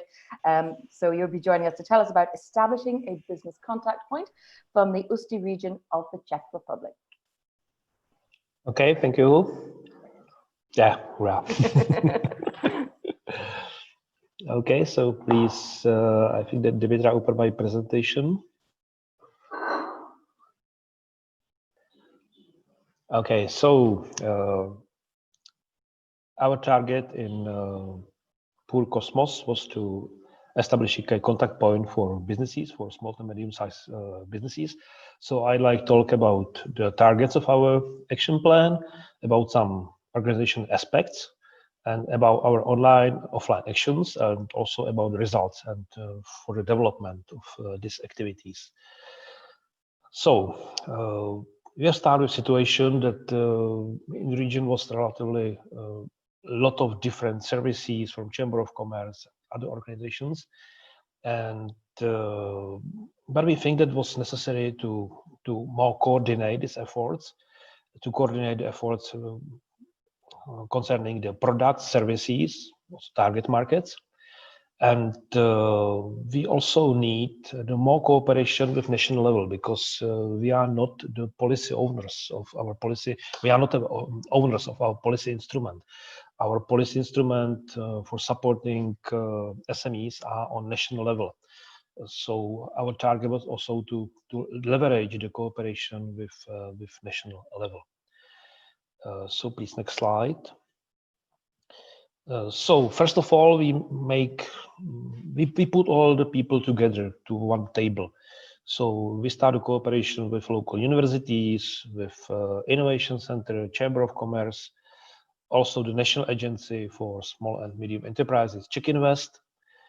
And we also started discussion with policy owners, so with the Ministry of Trade and Industry and with Ministry of Education and Science. So in first stage, we established something like a roundtable, and we start discussions. What is the best way, how to cooperate, and how to improve the regional ecosystem for SMEs. So, next slide. The first point was to establish this roundtable. Second point was to establish something like task force or some team. So we create something which is called Small Accelerator Team. And this is a group of different project managers or project developers from each partner's organization. So this team is partly financed from regional budget, partly for national budget, but in this team are people from all the stakeholders group, from universities, innovation center, and so on. And the target of the aim of this group is to create the new services, new tools for entrepreneurs, and also to develop the innovation ecosystem in the region. So this is the main target of this group, and it's important that this is, let's say, really stakeholder group. So there are people from different organizations. So please next slide. We start with developing something online, some online actions.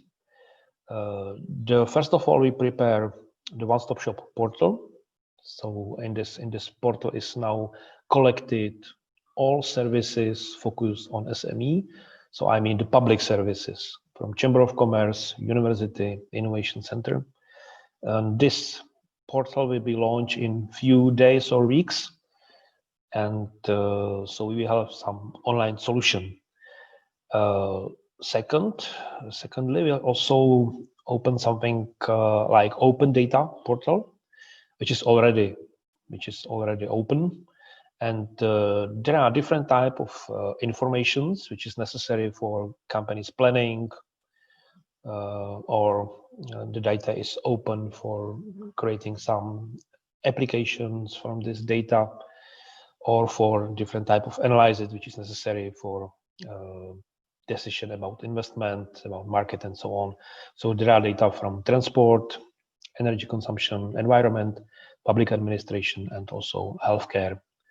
So these two online action was, let's say, everything during the EUROPE-OSS, and in a sustainability stage we launch this tool. Second point was also to establish something physical, so some offline actions. We decided it's necessary to have something like a real central point for entrepreneurs, and we have opportunity to rent a space in this new building, this is reconstructed brownfield, very close to building of regional office. And now is in this building three floors dedicated to service for small and medium-sized enterprises. There is innovation center, there is also co-work center. And it is, I think, for us very important, in this building is now all the institutions which supported SME, also from national level. So, sorry, back to previous. There are now Office of Czech Invest, Office of Czech Trade, which is responsible for foreign trade support. There is also Office of Technology Agency of Czech Republic. So all these national bodies are now present in this building. So please, next one. Our region has about 800,000 inhabitants, so we must also cover not only center, so the municipality of Ústí nad Labem, but we must be also present in smaller towns and regions. So we create something like a network of co-works. So we have now 7 partners in this network, and this co-works working as a physical contact point for our, let's say, entrepreneurial contact point for this central point. So we are also present in smaller regions, not only in region capital Ústí nad Labem. So we also focus on development of new services. I think that most important now is a digital innovation hub. So organization or part of our innovation center, which is focused on digitization of companies and for development of new ideas, new applications. For supporting these companies, we start something like innovation vouchers or digital vouchers. So this is money for starting the work in digitization. We have also assistant vouchers for bigger projects, and we establish this co-work network. So this is the new services which was launched during the PURCosmos project, and we received these ideas from different partners of our common project. So this is important. So this is our KPI. So you see that we increase really the number of entities which are supported by our system more than twice. And there are also two cases. The first is company which is focused on digitization of crafts. And during this spring, we also helped the company called Pardam, and they are producing the, let's say, very state-of-the-art masks against COVID-19. They are using the nanofibers for filtering the viruses, and we help this company with obtaining money from government for public grants. So they increase the capacity, the volume of production more than 3 times during the pandemic situation. So this is 2 cases of companies which received the support from us. Concerning further development, so Ústí region is one of the EU coal mine region.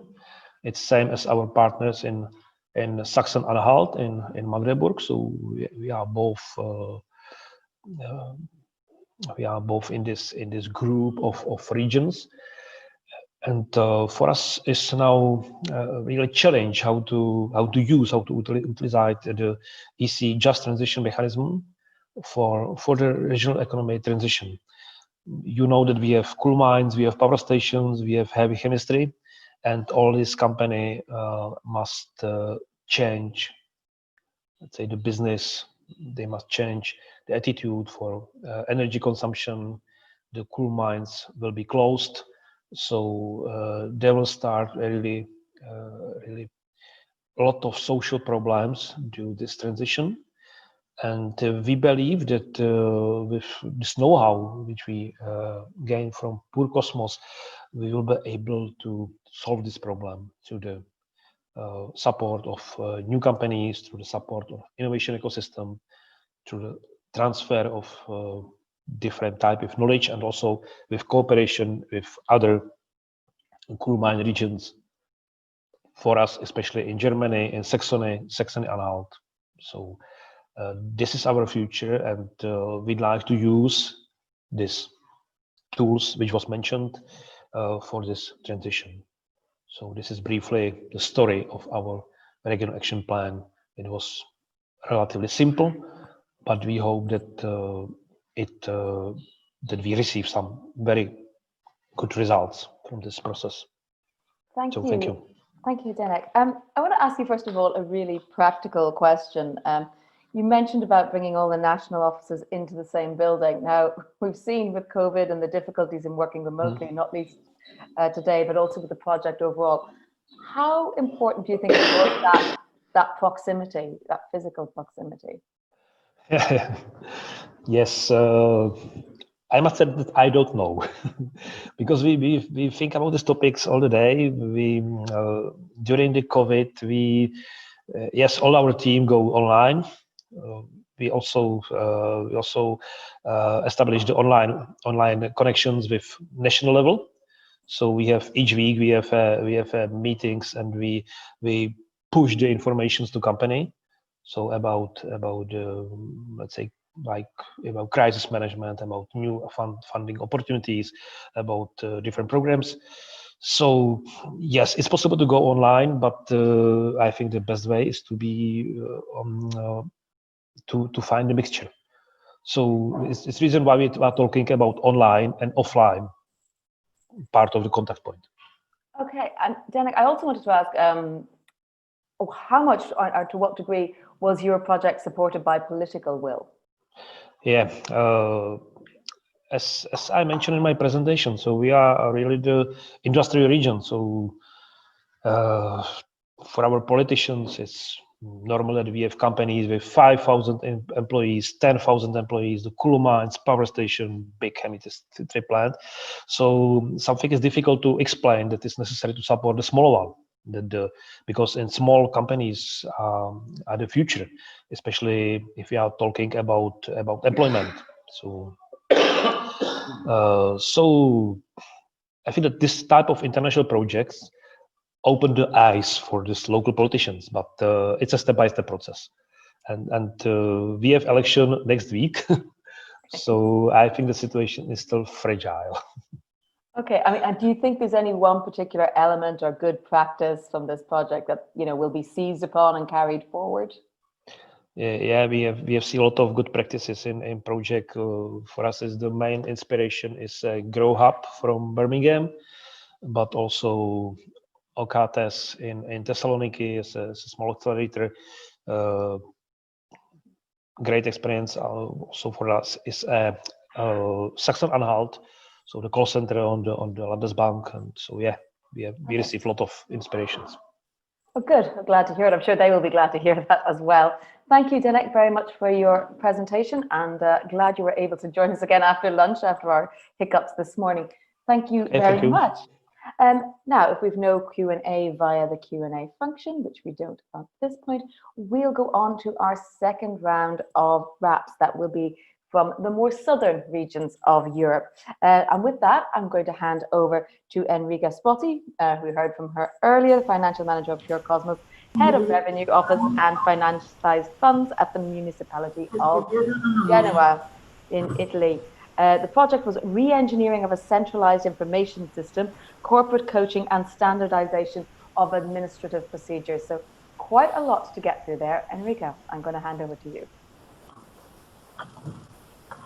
Good afternoon, everybody. You already know who I am. So without further ado, let's start with the presentation. Okay. I'm going to introduce briefly our regional action plan, describe the actions we implemented, and also the main lessons we learned from our partners during the project dissemination. The purpose of our regional action plan is to support the development of the ongoing modernization within the municipality. So you can see in the slide the policy instrument addressed and financed by IRDF and national resources.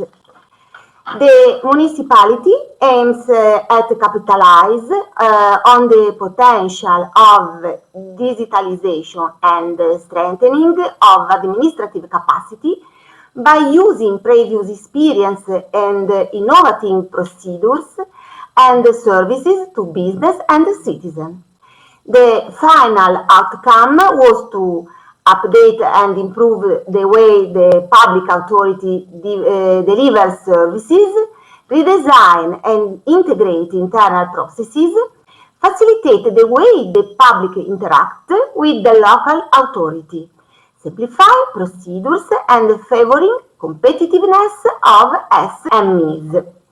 Ultimately, our strategy was to put the user at the center of transformation instead of merely digitalizing existing processes. The action plan focuses on two main lines of action.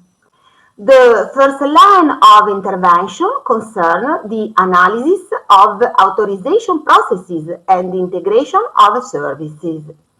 The second line of intervention consists of two sub-activities. 1. Corporate counseling. 2. Strengthening of administrative capacity. The above lines of intervention are formulated as three actions, as you can see in the slide. So, let's start with action 1, analysis of authorization processes.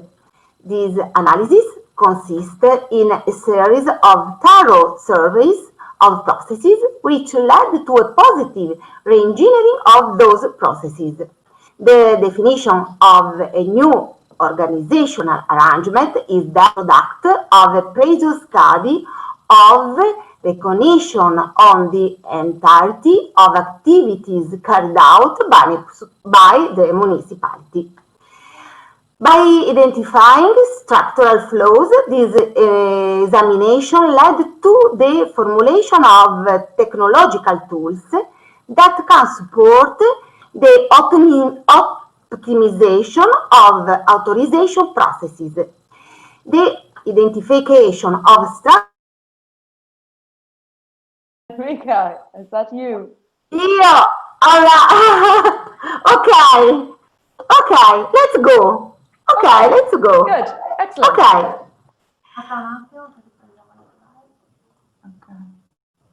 Siamo? Ok. Okay, the topic touched were networking, leadership training, management, and self-awareness.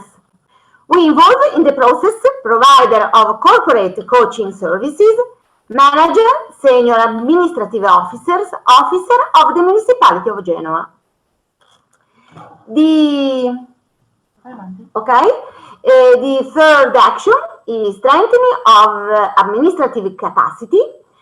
The second sub-activity is aimed at strengthening of administrative capacity with a view of improving sectorial performance in order to be exercised effectively and efficiently.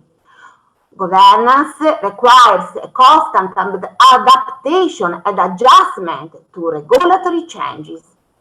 The Municipality of Genoa has indeed identified weaknesses in this respect, which were also subject of discussion within the Pure Cosmos interregional exchange of experience.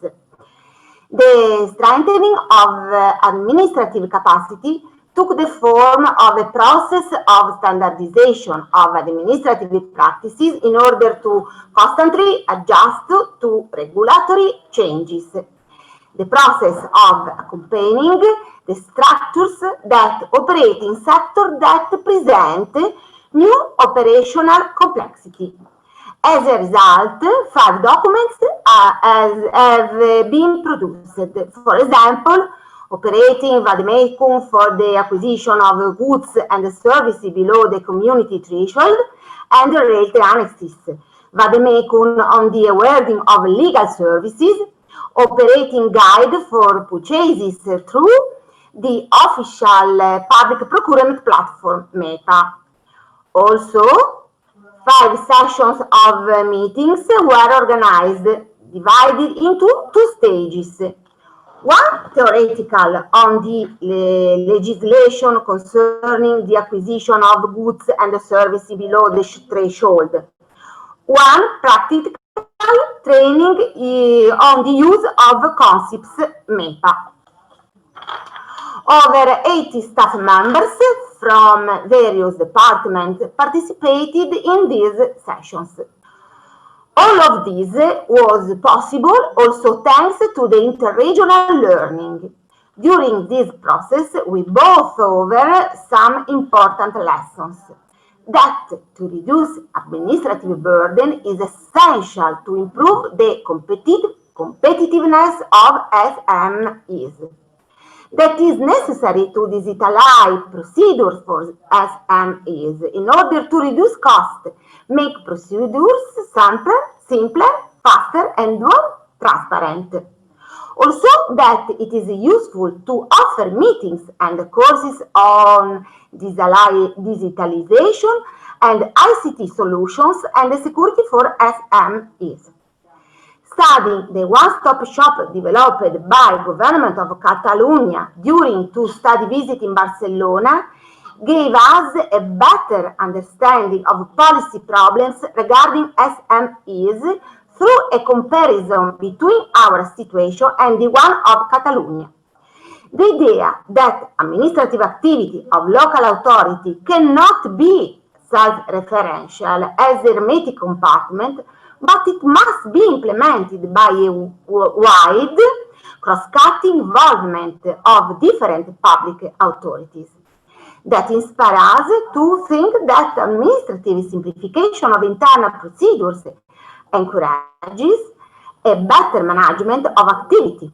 It also allows to share good practices among public authorities in a collaborative approach to supplying public services in which citizens and enterprises are an integral part of the process.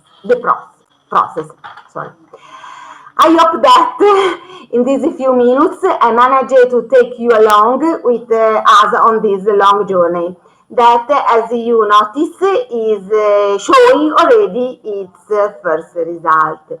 So, I know there is a question by our moderator for me. Yes, indeed, Enrica. Thank you very much, and well done for overcoming those technical difficulties. Now, the platform last November at the workshop by the Policy Learning Platform on Mastering the Digital Transformation of Business Support, you had the chance to present a good practice. Can you describe a little bit more that for us and tell us the results you achieved by adopting it? Thank you for this question.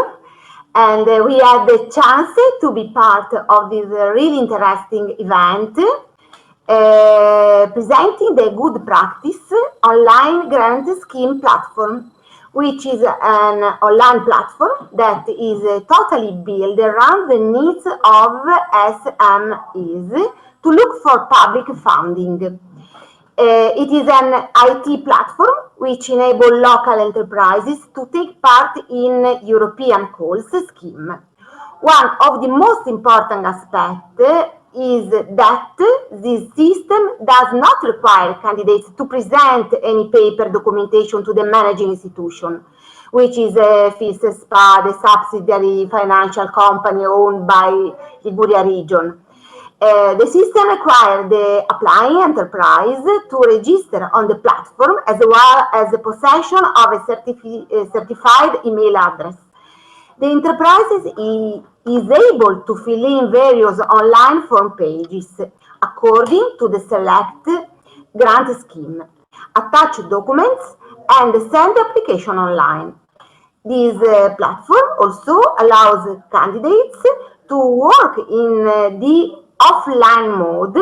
This way, enterprises can prepare their application before the opening date and the call and send the application on the actual opening date.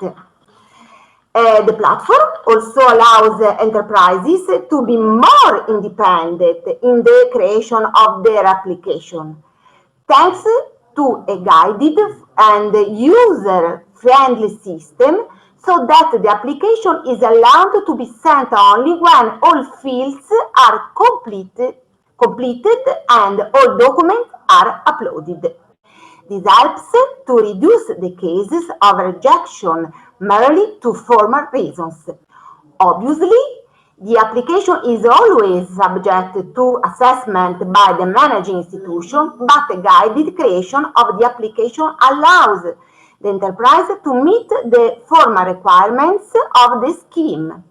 The system also fulfills transparency requirements, as the enterprise can in any moment view the status of its application by logging in with username and password. Talking about the outcomes, Here you can see some numbers. As you can see, we had an important improvement on all the phases of the process, both on the administration and the enterprise side, which really confirm once again that the dematerialization and paperless procedures is the path to follow. Thank you for your attention. Thank you very much, Enrica, for that presentation and for the added interesting slides there at the end. I'm sure we will find a way to share them with people if they're interested, because I had trouble reading them, but we were going so fast. But thank you so much once again.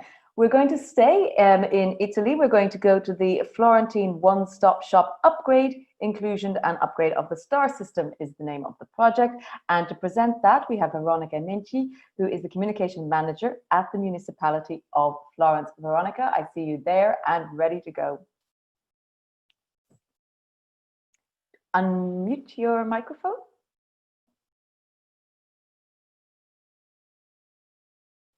Can you hear me? Yes, we can. Okay, good afternoon to everyone. And thank you, Dimitra, for running my slides.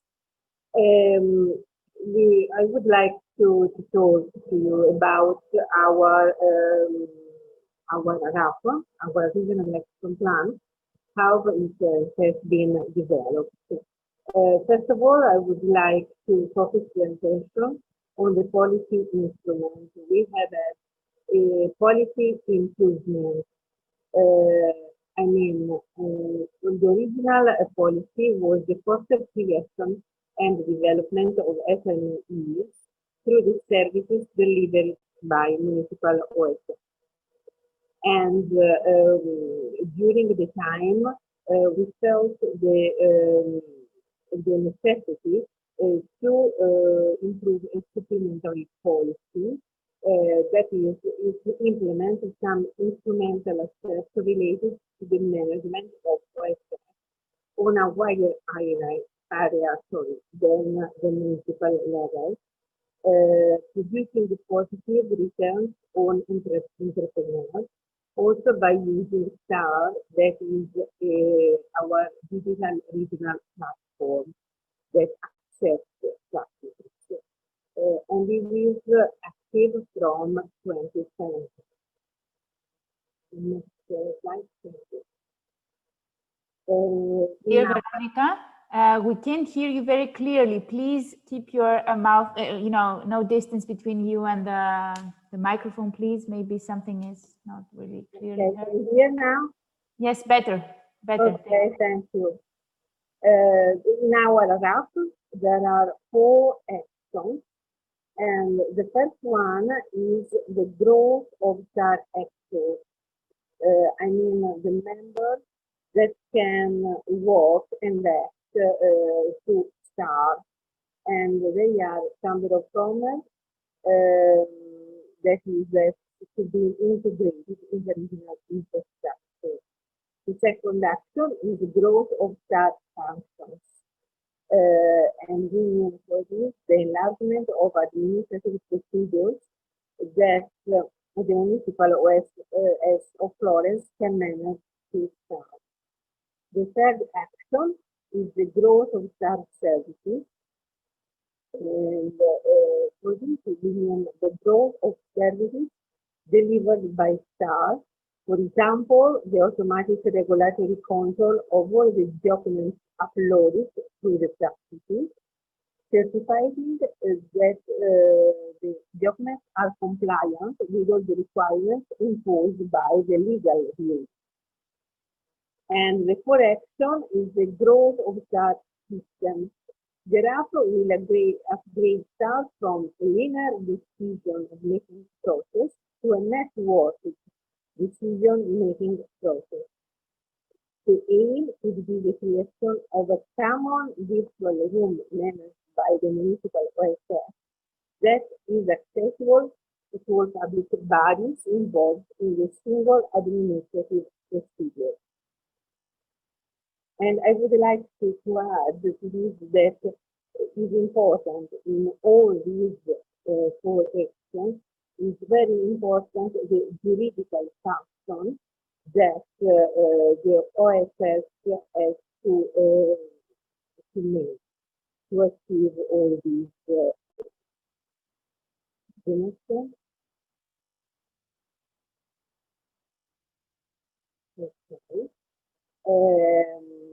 About the progress that we have made so far, the steps of the first action is that we are joining the Chamber of Commerce in the start, and also other public actors as provinces, customs, and tolls.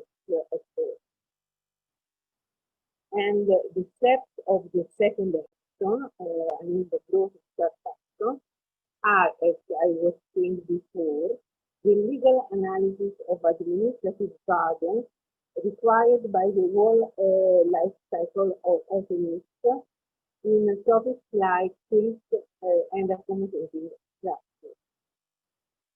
And also the specific design of technological and informatic solutions to adapt the regional IT infrastructure. And the adaptation of municipal OSS back office to the modification of the all these things have already been done. The steps of the third action, the growth of tax services, are the following.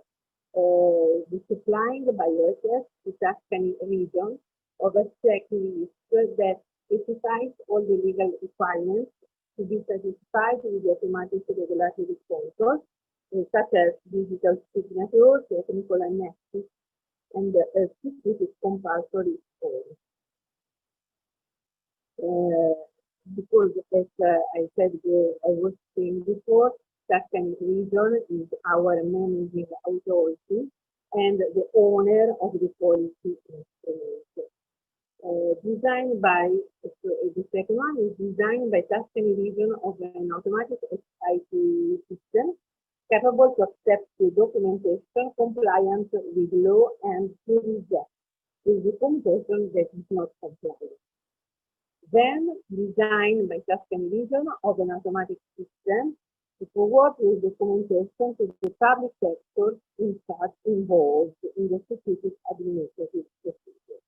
And it has been partially done. The steps of the last section are the following. The municipal OSS will make several public service agreements with Tuscany region to discipline, for example, the regime of accountability of the different public sectors involved, the decision-making processes, the rules to ensure the respect of legal deadlines, technical standards, and so on. Then, the last one, the growth of the system will benefit and implementation will be facilitated by the use of another regional IT infrastructure employed for the administrative asynchronous decision-making conference. The latter is a virtual conference created by Tuscany region to simplify the decision-making process that involves a plurality of different administrations. And this is also a work in progress because it requires a great collaboration between us, the municipality of Florence, and the Tuscany region that is our managing authority. You can go on, Dimitra, thank you. Please check your microphone a bit. It's not a good quality of sound. Please. Sorry. Okay, and in the slide we can see how the rapport will be monitored.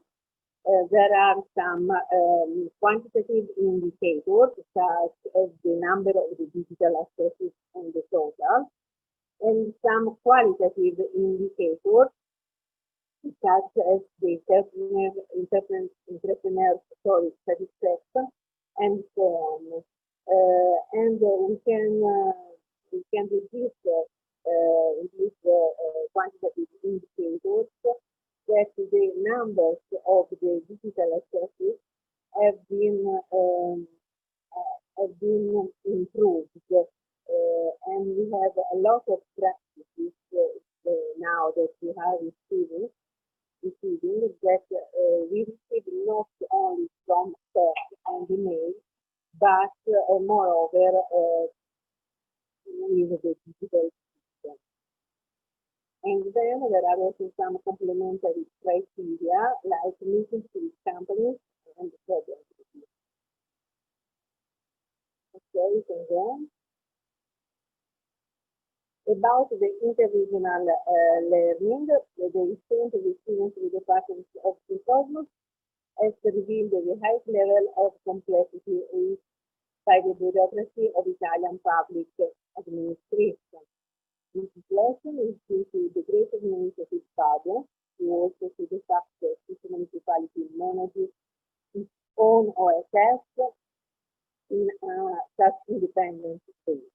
And on the second hand, the mission of the Italian OSS, which is different than the OSS of the other countries, and specifically it's directed to dealing with the whole life cycle of the SMeS, from the cradle to the grave.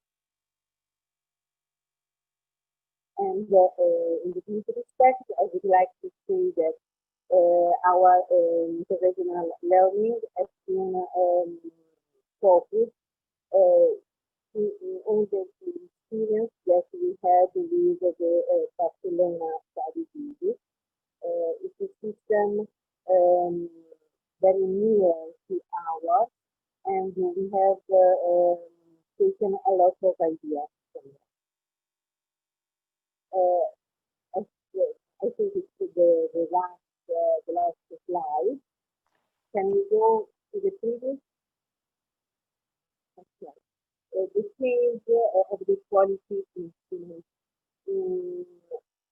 Giving the programming quality method of the quality instrument of our region, considering that the regional government has been renewed in these days, the influence of our process or its effect cannot be formally found now in the institutional document. However, given the amount of activities resulting from the implementation of the process, in particular those that focus on the single regional sector of practices, it will be inevitable in the next weeks if the policy instrument fully incorporates what has been achieved in the Cosmos area to be considered irreversible evolution in relation to the specific objectives of the policy instrument, including in the current policy. The purpose of it was the reason of the adhesion of the Tuscany region as the managing authority to the state. I think. Thank you, Veronica. I think it's useful that you have a lot of the text written on the slides because I'm having a great deal of difficulty hearing you. And I think this is one of those cases we will have to share the slides afterwards for people who have some sound difficulties. Perhaps I missed it because again of the sound, but just one question, and that is, how has the Pure Cosmos project influenced the implementation of the STAR system? Just briefly. Okay. I think the Pure Cosmos project has influenced a lot the implementation of STAR because looking to the experience of other countries, first of all of the experience of Barcelona, we had the conviction that we could put together all the actors and all the functions in just one, how can I call it, just one box. And we can work all together there. And I think that Pure Cosmos has given a great incentive to this. Thank you, Veronica. I'm sure that everyone will be glad to hear from your thoughts there. We're now moving on to, well, we've seen them on screen already. Today we have Dimitra and Konstantinos. We're going to hear about the one-stop shop and regional offices for SMEs, presented by Konstantinos Michailidis, who is the Head of Directorate of Innovation and Entrepreneurship Support from the region of Central Macedonia. And then we will also be hearing from our own dear Dimitra, who is doing a double job today. And she will be Dimitra Kyriakopoulou, Urban and Regional Planner of Pure Cosmos Project, team member at Anatoliki, the pilot action. But first, I believe it's Michaelides. You're going to go first, Mr. Michaelides, please. Yes, thank you. Thank you very much. Do you see my screen? I think you do. Okay, I will very briefly present the action plan of the region of Central Macedonia, which was elaborated through the Pure Cosmos project with the leadership of Anatoliki, the progress that we have done until today, the implementation of the action plan, what is the work in progress, and after me, Ms. Dimitra Kyriakopoulou from Anatoliki will present to you the pilot project that was implemented through Pure Cosmos. The action plan of the region has two main actions. The first one is about the creation of a digital service system for citizens and businesses, a system that has to do with the optimization and digitization of the services our region offers to them. Within this action, a pilot action was implemented, which was about a Central Macedonia office for micro and small enterprises, for which Ms. Kyriakopoulou will inform you later. The second action of our action plan is linked with the innovation ecosystem, and the target was the creation and operation of incubators within our region. The region of Central Macedonia endorsed the action plan on September last year. The actions of our action plan were not, of course, decided behind closed doors or from a technical expert. It was the outcome of a very big analysis of good practices.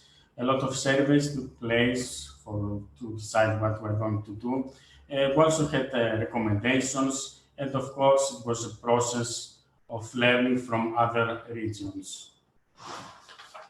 Now, regarding our action plan, the region of Central Macedonia offers two kinds of services to businesses in order to enhance their competitiveness. First, we offer them services that have to do with assisting to expand, to be more competitive, to find new markets, to exploit business opportunities, to research for financing, and that is done through a mechanism that we call One-Stop Liaison Office, or OSLO. This OSLO is a hub that promotes innovation and entrepreneurship, especially for SMEs. OSLO aspires to be the connective link among businesses, academia, research centers, investors, incubator accelerators, governance bodies, and startups. We offer services to business and academia free of charge for expanding their networks, for finding research teams, for researchers to find ways to promote their results, SMEs to find laboratories and technical equipment, and we also support them to find partners or ideas for Horizon projects. And our One-Stop Liaison Office is fully operational from September 2019. That was the first part, let's say the most extrovert part. And then we have also the internal part within our organization, where we will offer to businesses quicker services with limited bureaucracy and, of course, digitally. We are developing an ICT system for the digitization of the services provided by the Central Macedonia to businesses and citizens. And by the end of 2021, all the services the region of Central Macedonia provides to businesses and citizens will be executed digitally. These are the two actions of our action plans that we are working on. And again, I would like to thank all those contributed to the development of it and to the implementation.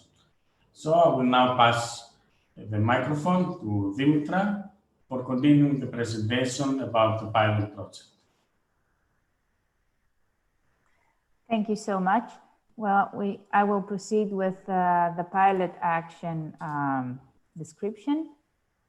Is my presentation visible? Okay, thank you. So we worked as a team on this pilot. And first of all, I would like to say, actually, what is a pilot project within INTERREG Europe Programme? It is an implementation-related activity dedicated to testing a new approach. This means that we would like to try in advance some procedure before it goes it opens to the wider public. So we created the Central Macedonia Office for Micro and Small Enterprises called SMAO, which was approved last July. After some assessment criteria were met, of course, which are policy relevance and durability, interregionality, additionality, and respect of the minimis rule. This project, the pilot project, brought together two partners of Pure Cosmos project. This is Anatoliki SA as pilot implementer and the development background of Saxony-Anhalt as a mentor. SMAO is a supporting hub on innovation, supporting especially micro and small enterprises of the Central Macedonia region on how to use digital applications and innovation in order to start a business or to modify an existing one by helping them draft a feasible, a sustainable business plan.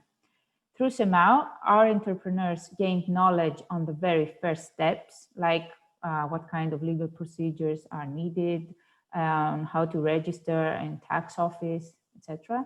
Got guidance by experts of the market, matured enough to become businessmen, and learned how to overcome difficulties. Of course, we had the support of our local stakeholders, the regional authority itself, the Thessaloniki Chamber of Commerce and Industry, the Business and Cultural Development Center, and of course, OK Thespri Incubator. So what did we implement during our pilot action? We had two axes to follow. Knowledge on procedures and digitalization advantages was the first one.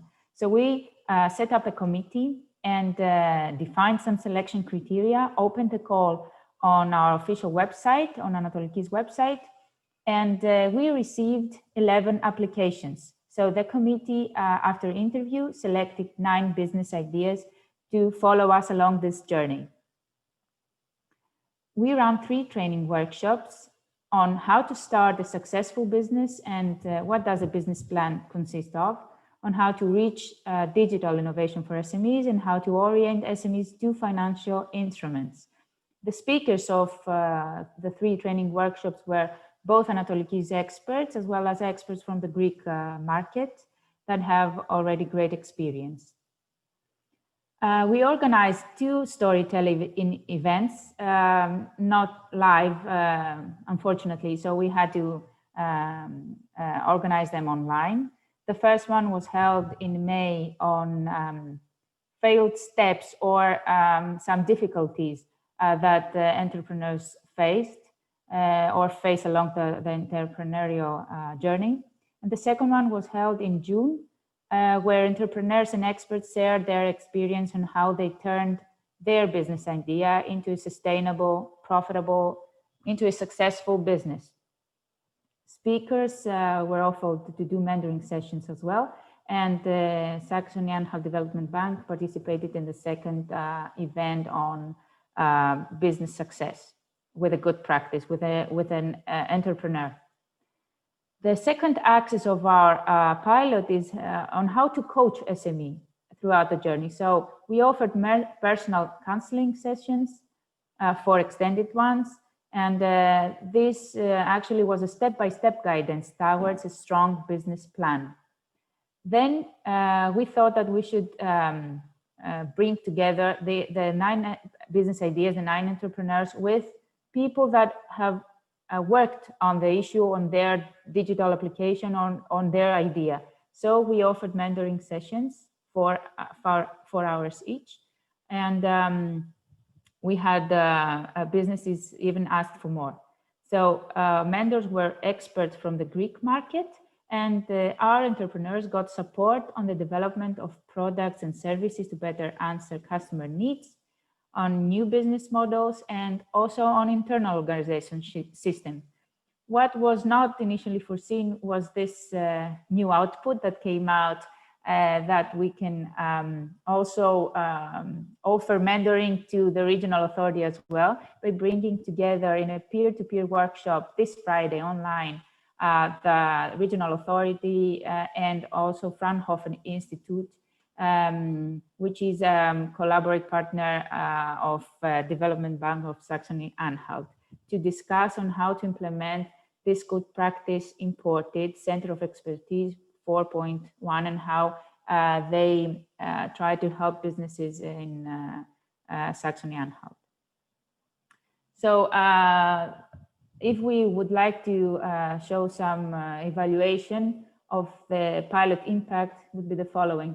9 micro and small businesses were trained by attending 48 hours of group training sessions in business and digital innovation. 9 micro and small businesses received 36 hours mentoring, and 7 of the businesses also asked for more, so we offered extra 26 hours. 9 business plans were produced, and 3 beneficiaries have already started their business. An existing business that is in the market for over 30 years created a website and will soon create an e-shop as well. And 2 beneficiaries continue mentoring sessions after pilot life as an extended process to enable them achieve their full potential. We are really happy about this pilot action and the opportunity that the program gave us. And we're really happy because we received some of really inspiring comments by the participants, by the 9 businessmen, like our mentors demonstrated sufficient knowledge on digital innovation. Mentors encouraged me. The speaker showed a genuine interest in my business idea. It was really nice for us to have this team along this journey, and we thank the project Pure Cosmos for that opportunity, and of course the regional authority for our collaboration. Thank you. Thank you very much, Dimitra. Konstantinos, let me put the first question to you. And it's quite a general one, but which was the good practice of Pure Cosmos that inspired most your project? Well, actually, it's the one we're going to hear next. It's from the government of Catalonia. We even had a visit from representatives from the government of Catalonia here in Thessaloniki, and where they presented to us their one-stop shop. And it was really a great opportunity for us to discuss and make questions about the insights and the problems that they faced in the implementation of their one-stop shop. So we're going to hear about this one-stop shop next. Yeah, it's not the first time we've heard that Catalonia was a big influence. Dimitra, let me turn to you and ask, how did you come up with the pilot project since it wasn't there within the Pure Cosmos since the beginning? Yes, true. It wasn't really in the initial application form, but at the end of phase 1, the program, with the great support of the lead partner and the project secretariat, asked partners if they have a pilot as an idea, a pilot action to be implemented, and we just really took advantage of this opportunity because we had already spotted the good practice of Saxony-Anhalt, who really takes the entrepreneur step-by-step, offers step-by-step help from the very beginning till they get funding solution, a loan, or an instrument, a financial instrument. So it was really inspiring, and we tried to put it into force in our region before even the one-stop shop, one-stop liaison office of the regional authority had been launched. So it was really an opportunity to put these things together, Oslo and the pilot action, to really get on fast track on how to help entrepreneurs get support that they need digitally. Yes. And Konstantinos, before I let you go, was your app explicitly influenced by Pure Cosmos? Yes, to quite a big extent. Reducing bureaucracy has a very strong political support from our governor, Mr. Gigi Kostas, and it was one of the 8 actions in our action plan as a European entrepreneurial region for 2018. So yes, Pure Cosmos helped us to add important element into our policies. for reducing bureaucracy. And without it, we couldn't have them into our action plan. Okay, well, thank you very much for your specific presentation on your own project. We're going to go now, as you mentioned, we're going to hear from the government of Catalonia, and representing them, it's Cristina Prunosa, the manager of the Business Management Office at the government of Catalonia. And the project is Only Once Data and Transversal Financing Services in the Catalan One-Stop Shop. There you have it on screen already for me. Cristina, over to you. Okay, thank you very much. Can you hear me okay? Yes? Okay, so thank you for all these recommendations. Now I'm going to explain our project. We have developed the Catalan one-stop shop. Just a few moments to explain who we are. In Catalonia, we have 7.5 million of inhabitants, and also we have 600,000 companies, and the 95% of these companies have less than 10 workers. So there are really a micro enterprise, our ecosystem. So also in Catalonia, we have three levels of public administration. The state, who decides about the constitution of the enterprises, the laws and the taxes the enterprise have to pay. The regional government is the Generalitat of Catalonia, where we are working in, that they decide about the activity approval of the business, and also the local administration, who decide about the workplace approval. So all these levels have something to do, something to say when you need to open a business. So the question is, as you can imagine, that for enterprises is not really easy to start a business. So we have been working in the project of the one-stop shop, thinking of the one-stop shop must be the point of reference for entrepreneurs, business and intermediaries in the relationship with the administration, in order to facilitate this relation and in order to reduce the burden, the administrative burden. Okay, so the idea is the one-stop shop is the for the entrepreneur is not the one-stop shop of the Generalitat, is not the one-stop shop of the local municipality. For us, the entrepreneur is in the very center, and we have been working in that way of working. So it's important to designate that this is a very huge project, because all these levels of administration have a lot of rules, a lot of decrees and a lot of laws who decide how to open an enterprise. So we have been working always in a three scopes: the legal scope, the organizational scope and the technological scope. It's necessary to work in these three levels in order to make make things changing. So we had in the legal scope, in the 2015, we approved a law that allows to implement the one-stop shop in Catalonia. Thanks to this law, we got that the 98% of the municipalities were in the project.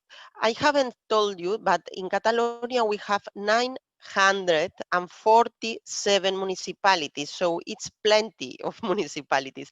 So it's very difficult to convince all of them that they have to join the project. So it's very difficult. So it's because of that we need this law in order to get all these municipalities in, and also they need to be aware of the need of this project, because the enterprises must recognize this big effort.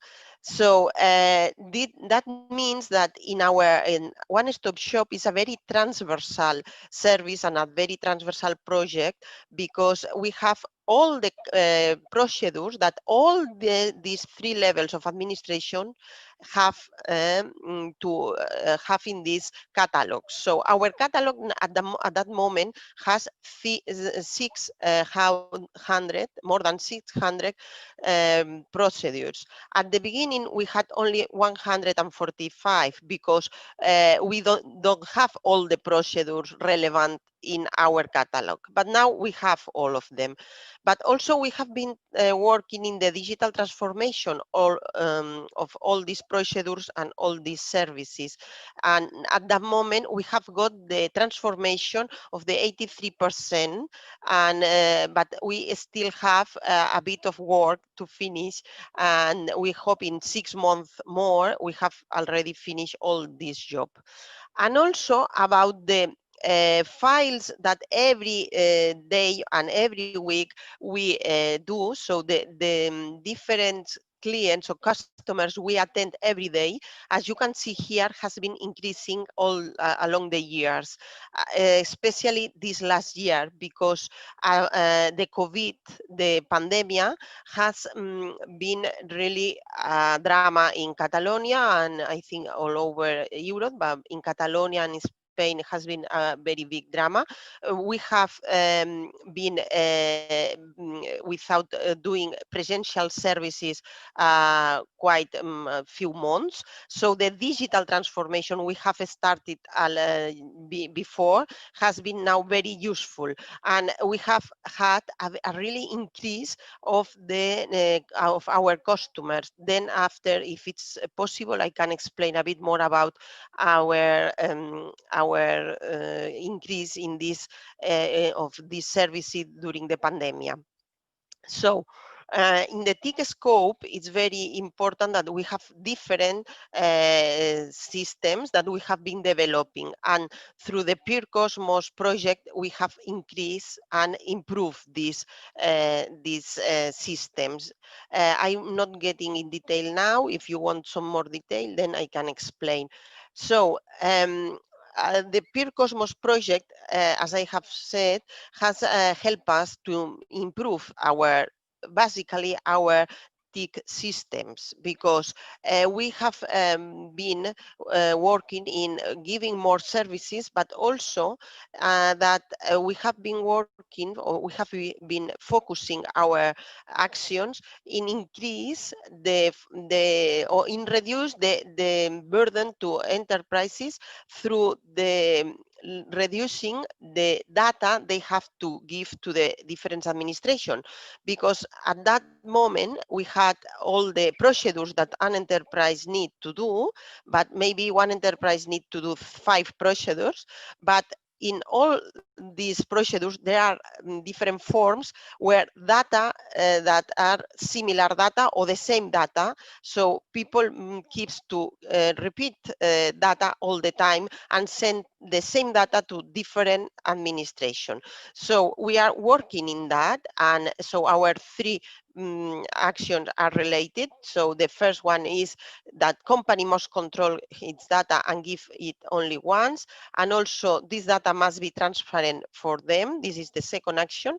And also we have been developing and offering new services, and we need also to do that, we need to develop our IT systems, but mainly also we need to do an evolution of our legal scope. So we have been working also on that.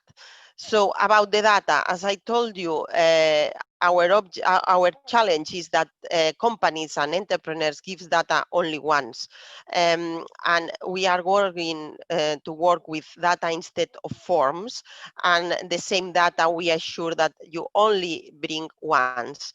And also you need to standardize all this information and define a common language for all actors, because as you can imagine, with these 3 levels of administration and also with the 900 municipalities, it's important to standardize this data and the protocol of communication of this data. So here you can see the detail of the action and sub-actions that we have detailed, and we have been developing the unique data catalog in order to exchange this information between all the different actors.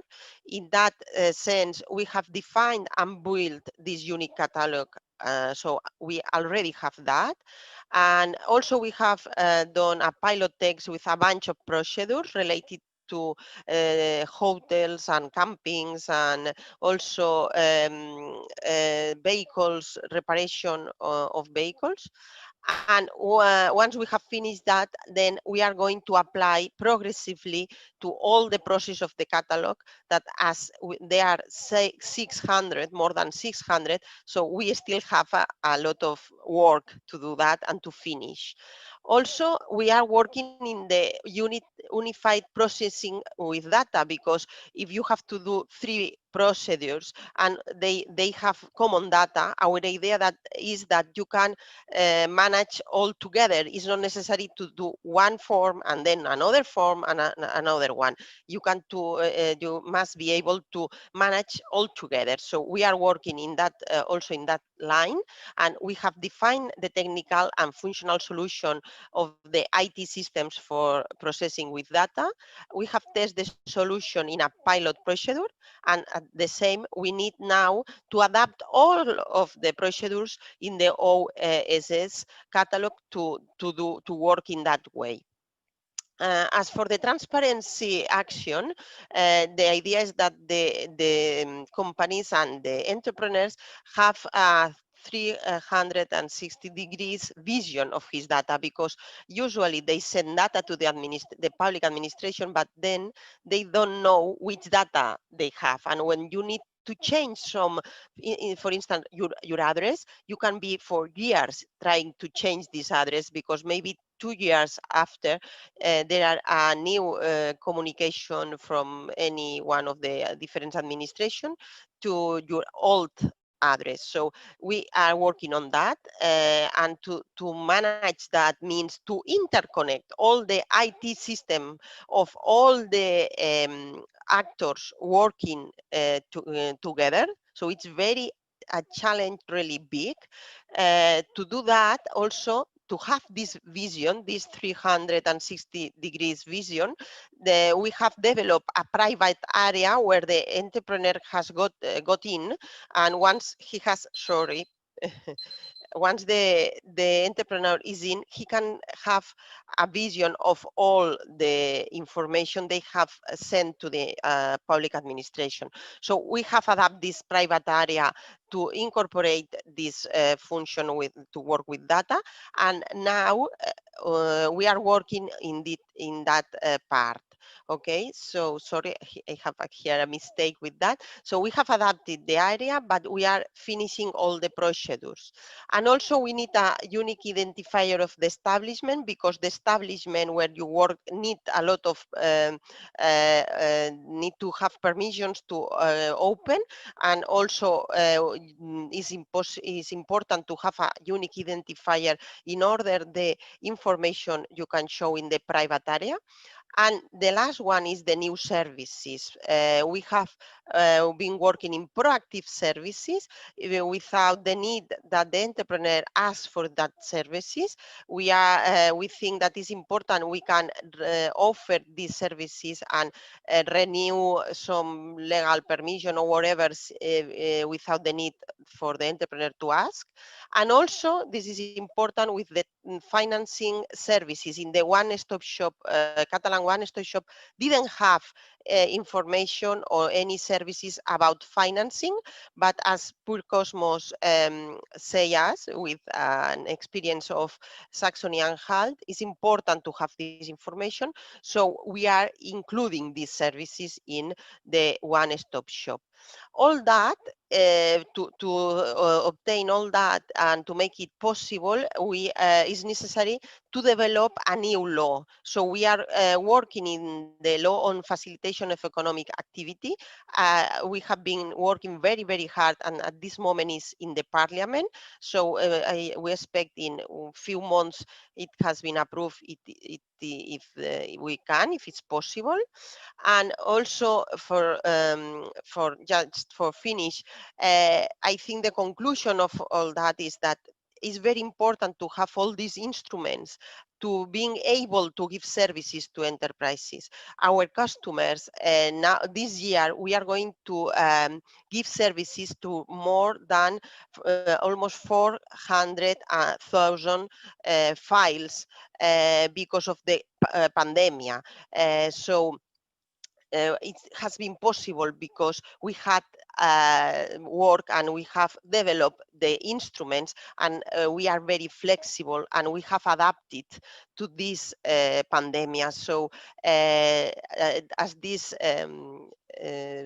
sentence says, the pessimist can, complains about the wind, the optimist expect it to change, and the realist adjust the sails. So in the one-stop shop of Catalonia, we are realist, and during the pandemic, we have adjusted the sails, and we have been offering a new service, it's fully new, about all the information with all the measures and financing grants, whatever, that the different level of administration were offering to the entrepreneurs. So I think it's important to be flexible and to be adaptable to the needs of the entrepreneurs. So thank you very much.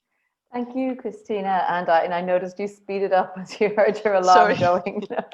No problem. I appreciate your attention to detail. So I just have one question for you.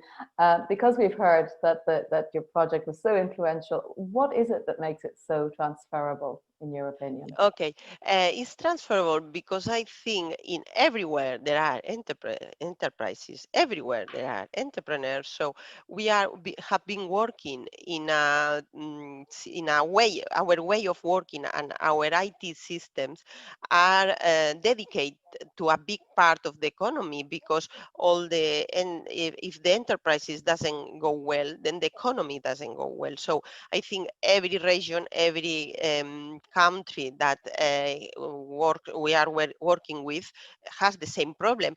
And also, even if they have different level of administration, because in Italy or in maybe in more the Mediterranean countries, there is more typical, maybe in the Nordic ones, not so typical to have all these levels, but here, yes. So I think it's transferable because of that, because we are very similar and the needs are similar everywhere. So I think it's important in that sense. But we also had a question from Yuli Albert Hernandez Soto. It's a similar sort of question, which is also asking about the transferability of the project, but asking, is it transferable to other European states or regions that share the same model of intervention in economic activity? I guess because not so many have 940 municipalities.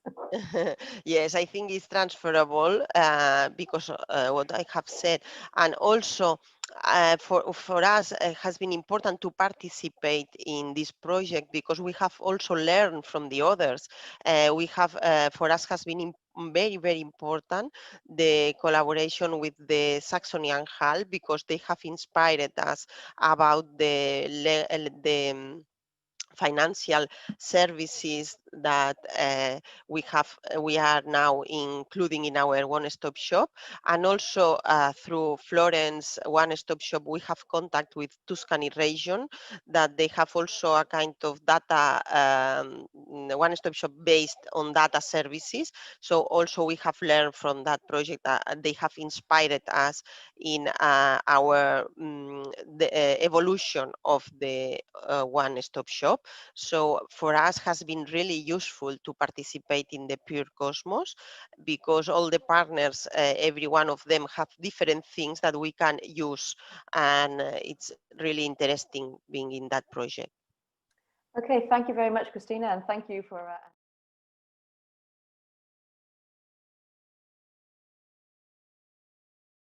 We're going away from the direct projects and we're going to hear from 3 overall experts. We're going to have a panel discussion sort of summarizing the good practices and the position of Pure Cosmos amongst the other Interreg European projects. So we have joining us Luc Schmerber, who's going to give us an overview from the platform. He's a thematic expert on SME competitiveness and the Interreg Europe policy learning platform. Luc, I think we can see you. We also have Annette King. Annette, who asked the question earlier, she was the lead on inter-regional learning at Pure Cosmos and is going to give an overview of that. And last but not least, we have Maria Giovanna Laudani, who is going to give us an overview of policy improvement within Pure Cosmos. Luc, let me start with you. Give us your position, your general overview, and your opening comments. Okay, thank you for being first. So I don't have the risk of repeating what the others say. We'll have to cope with that. Thank you for inviting me. Also, I had quite some the occasions to meet different people from the Pure Cosmos project, and they contributed in the activity.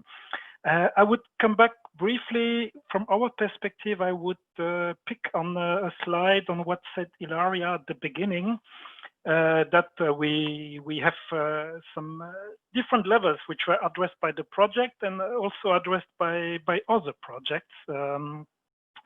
The aspect of the administrative burden, the aspect of the providing the support services for entrepreneurs, and the regional business support ecosystem. So where we got input on all of them, and what we learned from the policy learning platform, if we look at the regulatory aspects, the administrative burden, we had a workshop on that actually, where with a strong input for Pure Cosmos, and we had quite some recommendations, and we found some of them in the presentation today.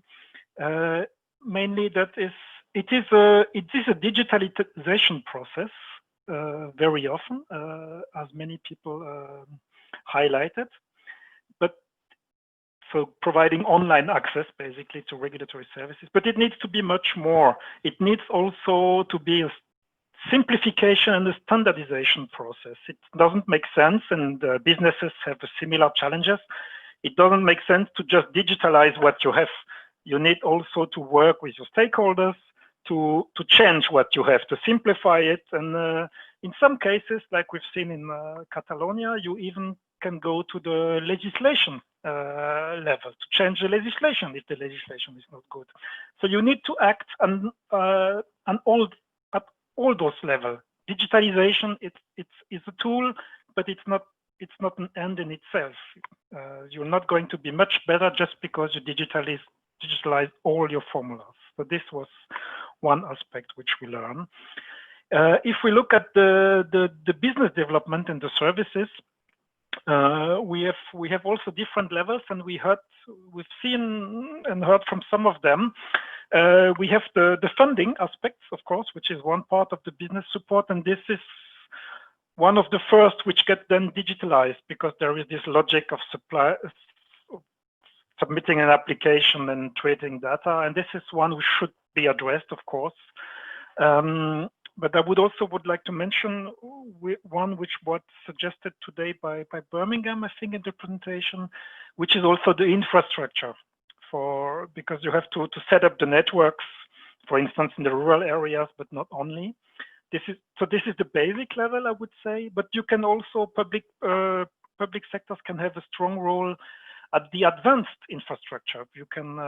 We see that regions act as a test labs and provide very forward-looking infrastructure to enable SMEs to have access to very new technologies. So this is another aspect which was very important. And the soft support should not be neglected. You have to, in the transformation process, which we mentioned before, you also have to work. And then here we come to the ecosystem, to work and to bring your actors together. And then we've seen that in the project, 2 approaches. One, the one-stop shop, which has been mentioned a lot today.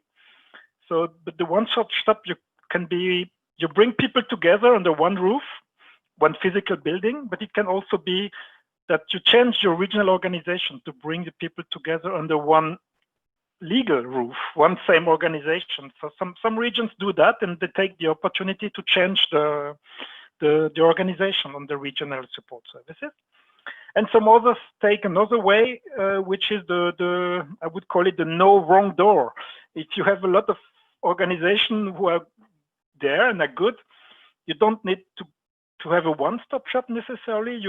But you need to organize the support so that wherever the SMEs knock at the door, they will come very quickly to the right place. And so there are interesting models like in the ESPO project where you combine the both. You have the no wrong door physical place.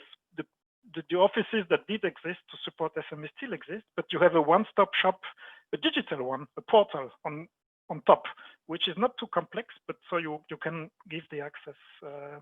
So you have all those levels, and you have on our good practice databases a lot of practices going those directions, and we've heard examples today. From a personal point of view, not only an expert point of view, I do not believe in the one size fits it all in the models. The people are more important. So you need to take the people with you on regional level, and to whatever the transformation, you need to involve the people. That would be my message. I tried to make it short. Thank you, Luke. Well, it's been succinct, but you've touched on quite a lot of points there in a short space of time. Annette, I saw you nodding along, possibly because you were agreeing with some of his comments on Birmingham infrastructure, but give us your opening thoughts. Okay, just firstly, I would just like to say it's actually a pleasure to attend the conference today. And I'd like to start with thanking Thessaloniki for hosting the conference, even though it's been a bit of a traumatic experience sometimes online, but that's just the way it is. We've all got to get used to the new ways of working.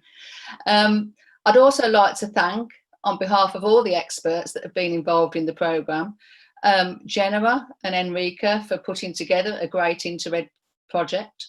I'd like to thank especially Maria Joanna and Tim, the project secretariat, that a project of this size requires and keeps everyone on track. They keep all the policies and processes and administration up to date for us.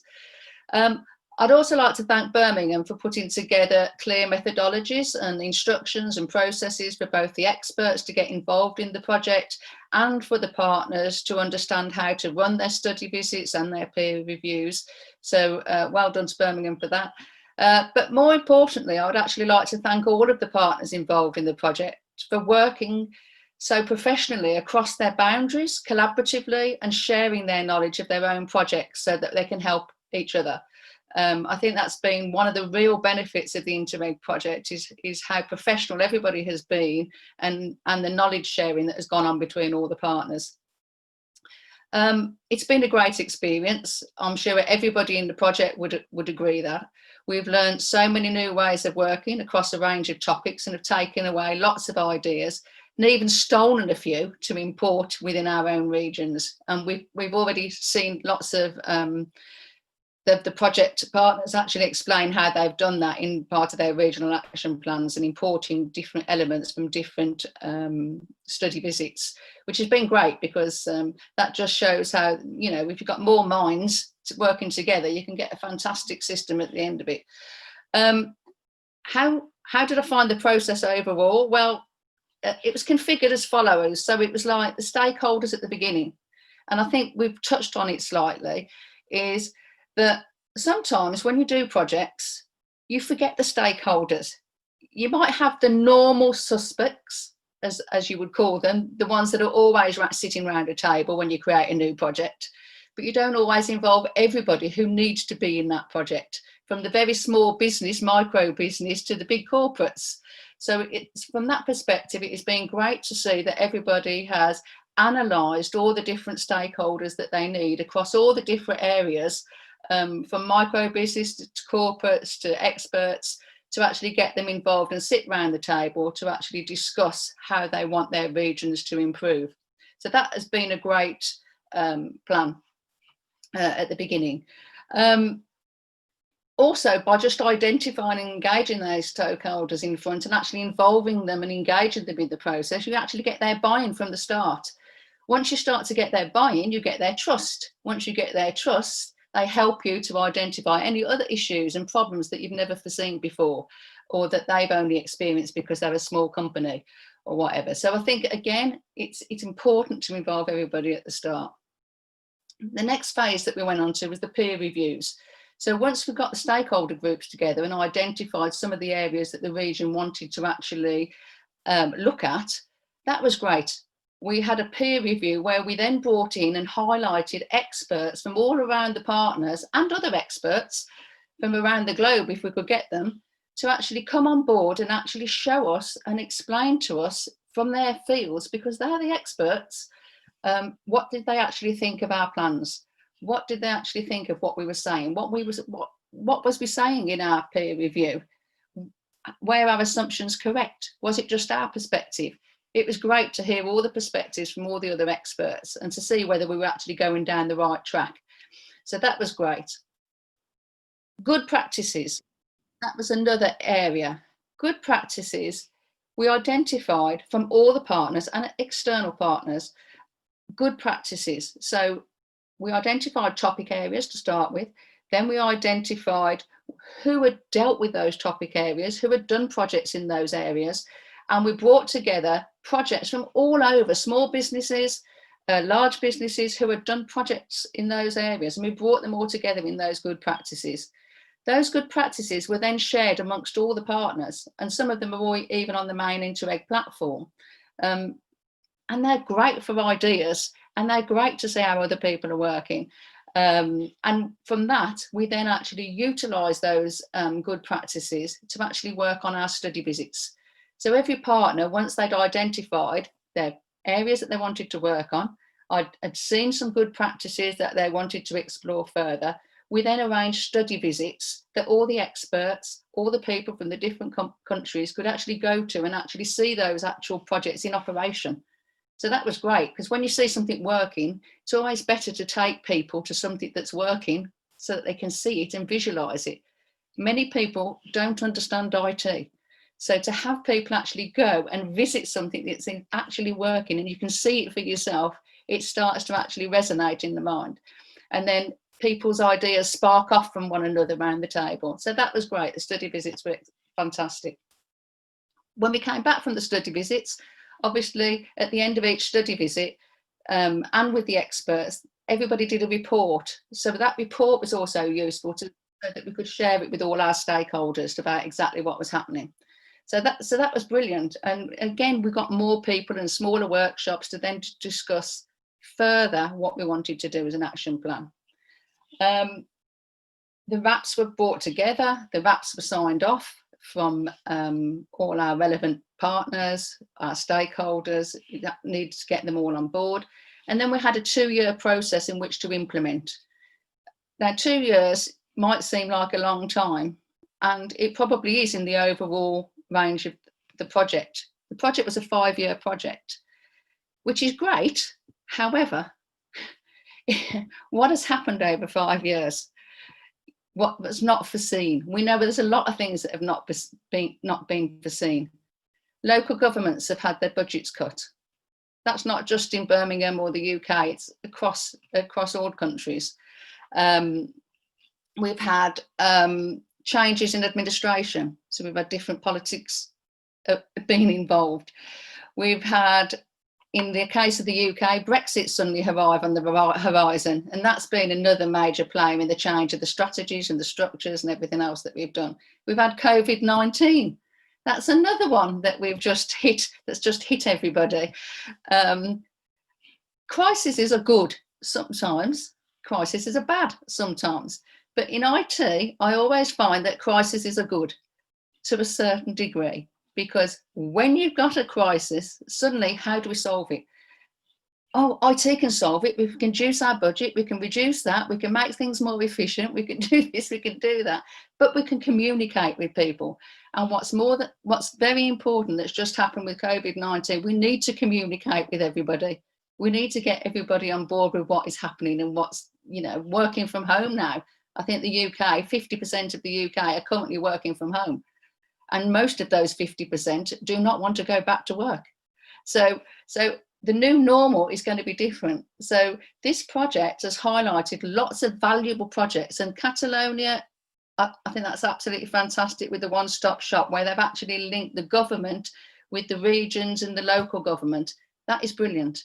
If we could all do that, that would make our lives so much easier. We'd all know who everybody was, communicate with everybody, and we'd be able to all work together more positively. Out of some of the questions that have come out today, there's actually one question I would like to put forward to the one-stop shop. It's not just the one-stop shop, it's actually all the countries who are dealing with businesses. Over COVID-19, many people had 6 months at home doing nothing, indirectly, or working from home. What a lot of people did was set up businesses at home while they were in lockdown. They had suddenly reevaluated the way they were working and what they were doing and have set up businesses. I've seen lots of businesses that have recently been set up online. None of them have used the proper channels.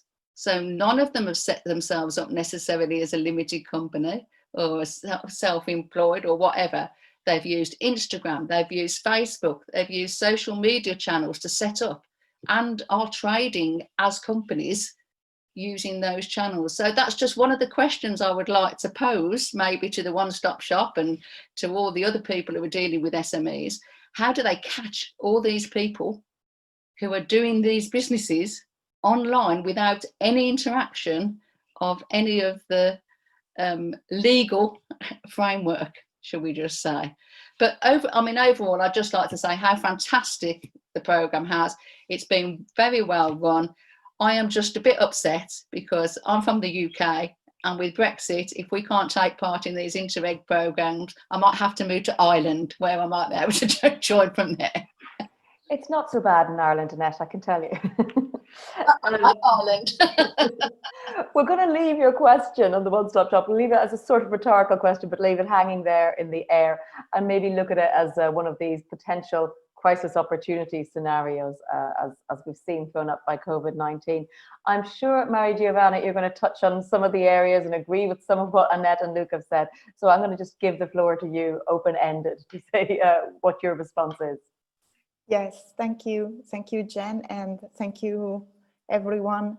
I feel the same. I feel I agree with both Luke and Annette. They really touched some key questions and key problems we faced during the project. And from my side, I'm just contributing as a designer of the project. When we designed this project 6 years ago, we had in mind something, and the result is, yes, the same, but not really, because so much happened during this time. And the policy instrument, which is always the core of the Interreg Europe program, was such a difficult definition at the beginning to explain to the partner and to talk about, starting simply from a policy or a strategy put in place in every region to improve the territory. And then we tried, thanks to the RAPs, to create concrete actions to improve the policy. And I think despite, in the presentation today, the JS, of course, underlined the policy change, we think as a project secretariat, for me and my colleague team that everybody knows in the consortium, we think that all the partners improved their policy because they all adapted themselves to the circumstances, they reacted. And from our point of view as a designer for the future, we want, and from what I've learned today, we want just to suggest to the partners to have a big picture, always have a big view of what is your city for the future. Of course, you have one-stop shop. Of course, you have digitalization and actions to help the SMEs. But what is the big picture? Think bigger than your local situation. So, what is the city? What is your city in the next 50 years? What it will be? It's a smart city concept we are now developing. And the other you know, a tip I want to give to the partners is to create and be simple in your actions. We had a lot of fun during the last PMG, thinking about Italian food. Why so beautiful sometimes? Because it's simple. So you don't need to add too many ingredients in what you do. You just have to think about the quality of what you are doing. So it's the quality which is important.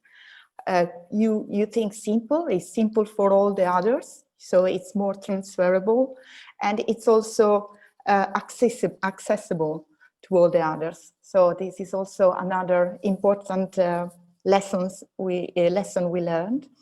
And then finally, the last recommendation from our side is that for the policy improvement, you have to think about your strategy again as a big strategy, not just something you have to present at the end of the day for the INTERREG EUROPE Programme, but it must be something really that you want to do, you want to develop. And sometimes when we you know, we have our clients as consultants, many clients ask us, so why do you, can I have some funds to do this or to do that? But the important question is, will you do it anyway?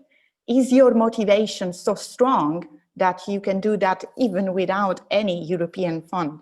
So this is always another tip I want to give after this experience. And yeah, really, I want to thank all the partners as well. For us was great. We are really sad that we cannot meet again in presence, because I agree with Luke, people makes the difference. Really, we feel it. We touch each other. We can see. We can feel.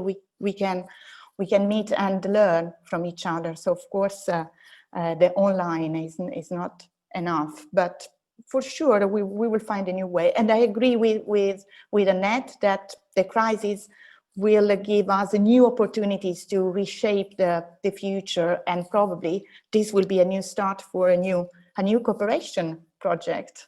So that's my contribution. Thank you. Thank you, Maria Giovanna. I mean, I'm looking at the time. We are 2 minutes away from our supposed finish time. I don't think we have any Q&As. We got any questions for our three experts. I suspect it's more just going to be thanking you all for your very succinct and very rounded interventions, and of course everyone who spoke today. So I'm giving our attendees a couple of more minutes just to see if there's any questions. No, we don't have any questions coming in. So what we're going to do, because we don't get to have a round of applause in the virtual world, we're going to ask Spiros, will you please switch on everybody's video who request to switch on the video? There's data protection laws. People don't have to switch them on if they don't want to. But those of you who would like to be part of a virtual round of applause, please do allow your video to be switched on. And we will go there. We will try this again, this grid view. Yes, we're getting more people and more people on. So that is great. We've got yes.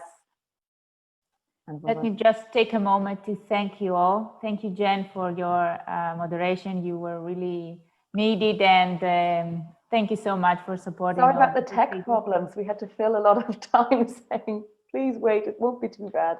But no, you were wonderful. Thanks. A special thank to the project secretariat. You have been supportive all the way during the project, and of course the lead partner.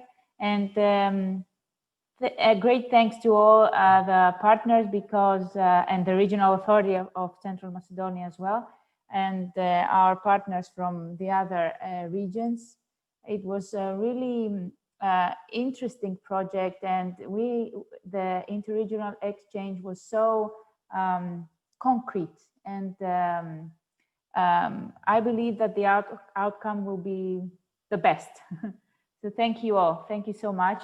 I would appreciate a photo after we switch on all the cameras. I understand that we can't have all attendees with cameras on, so it will be just the panelists. So if everyone says 1, 2, 3, say Pure Cosmos, and I'm going to hit record. 1, 2, 3, Pure Cosmos.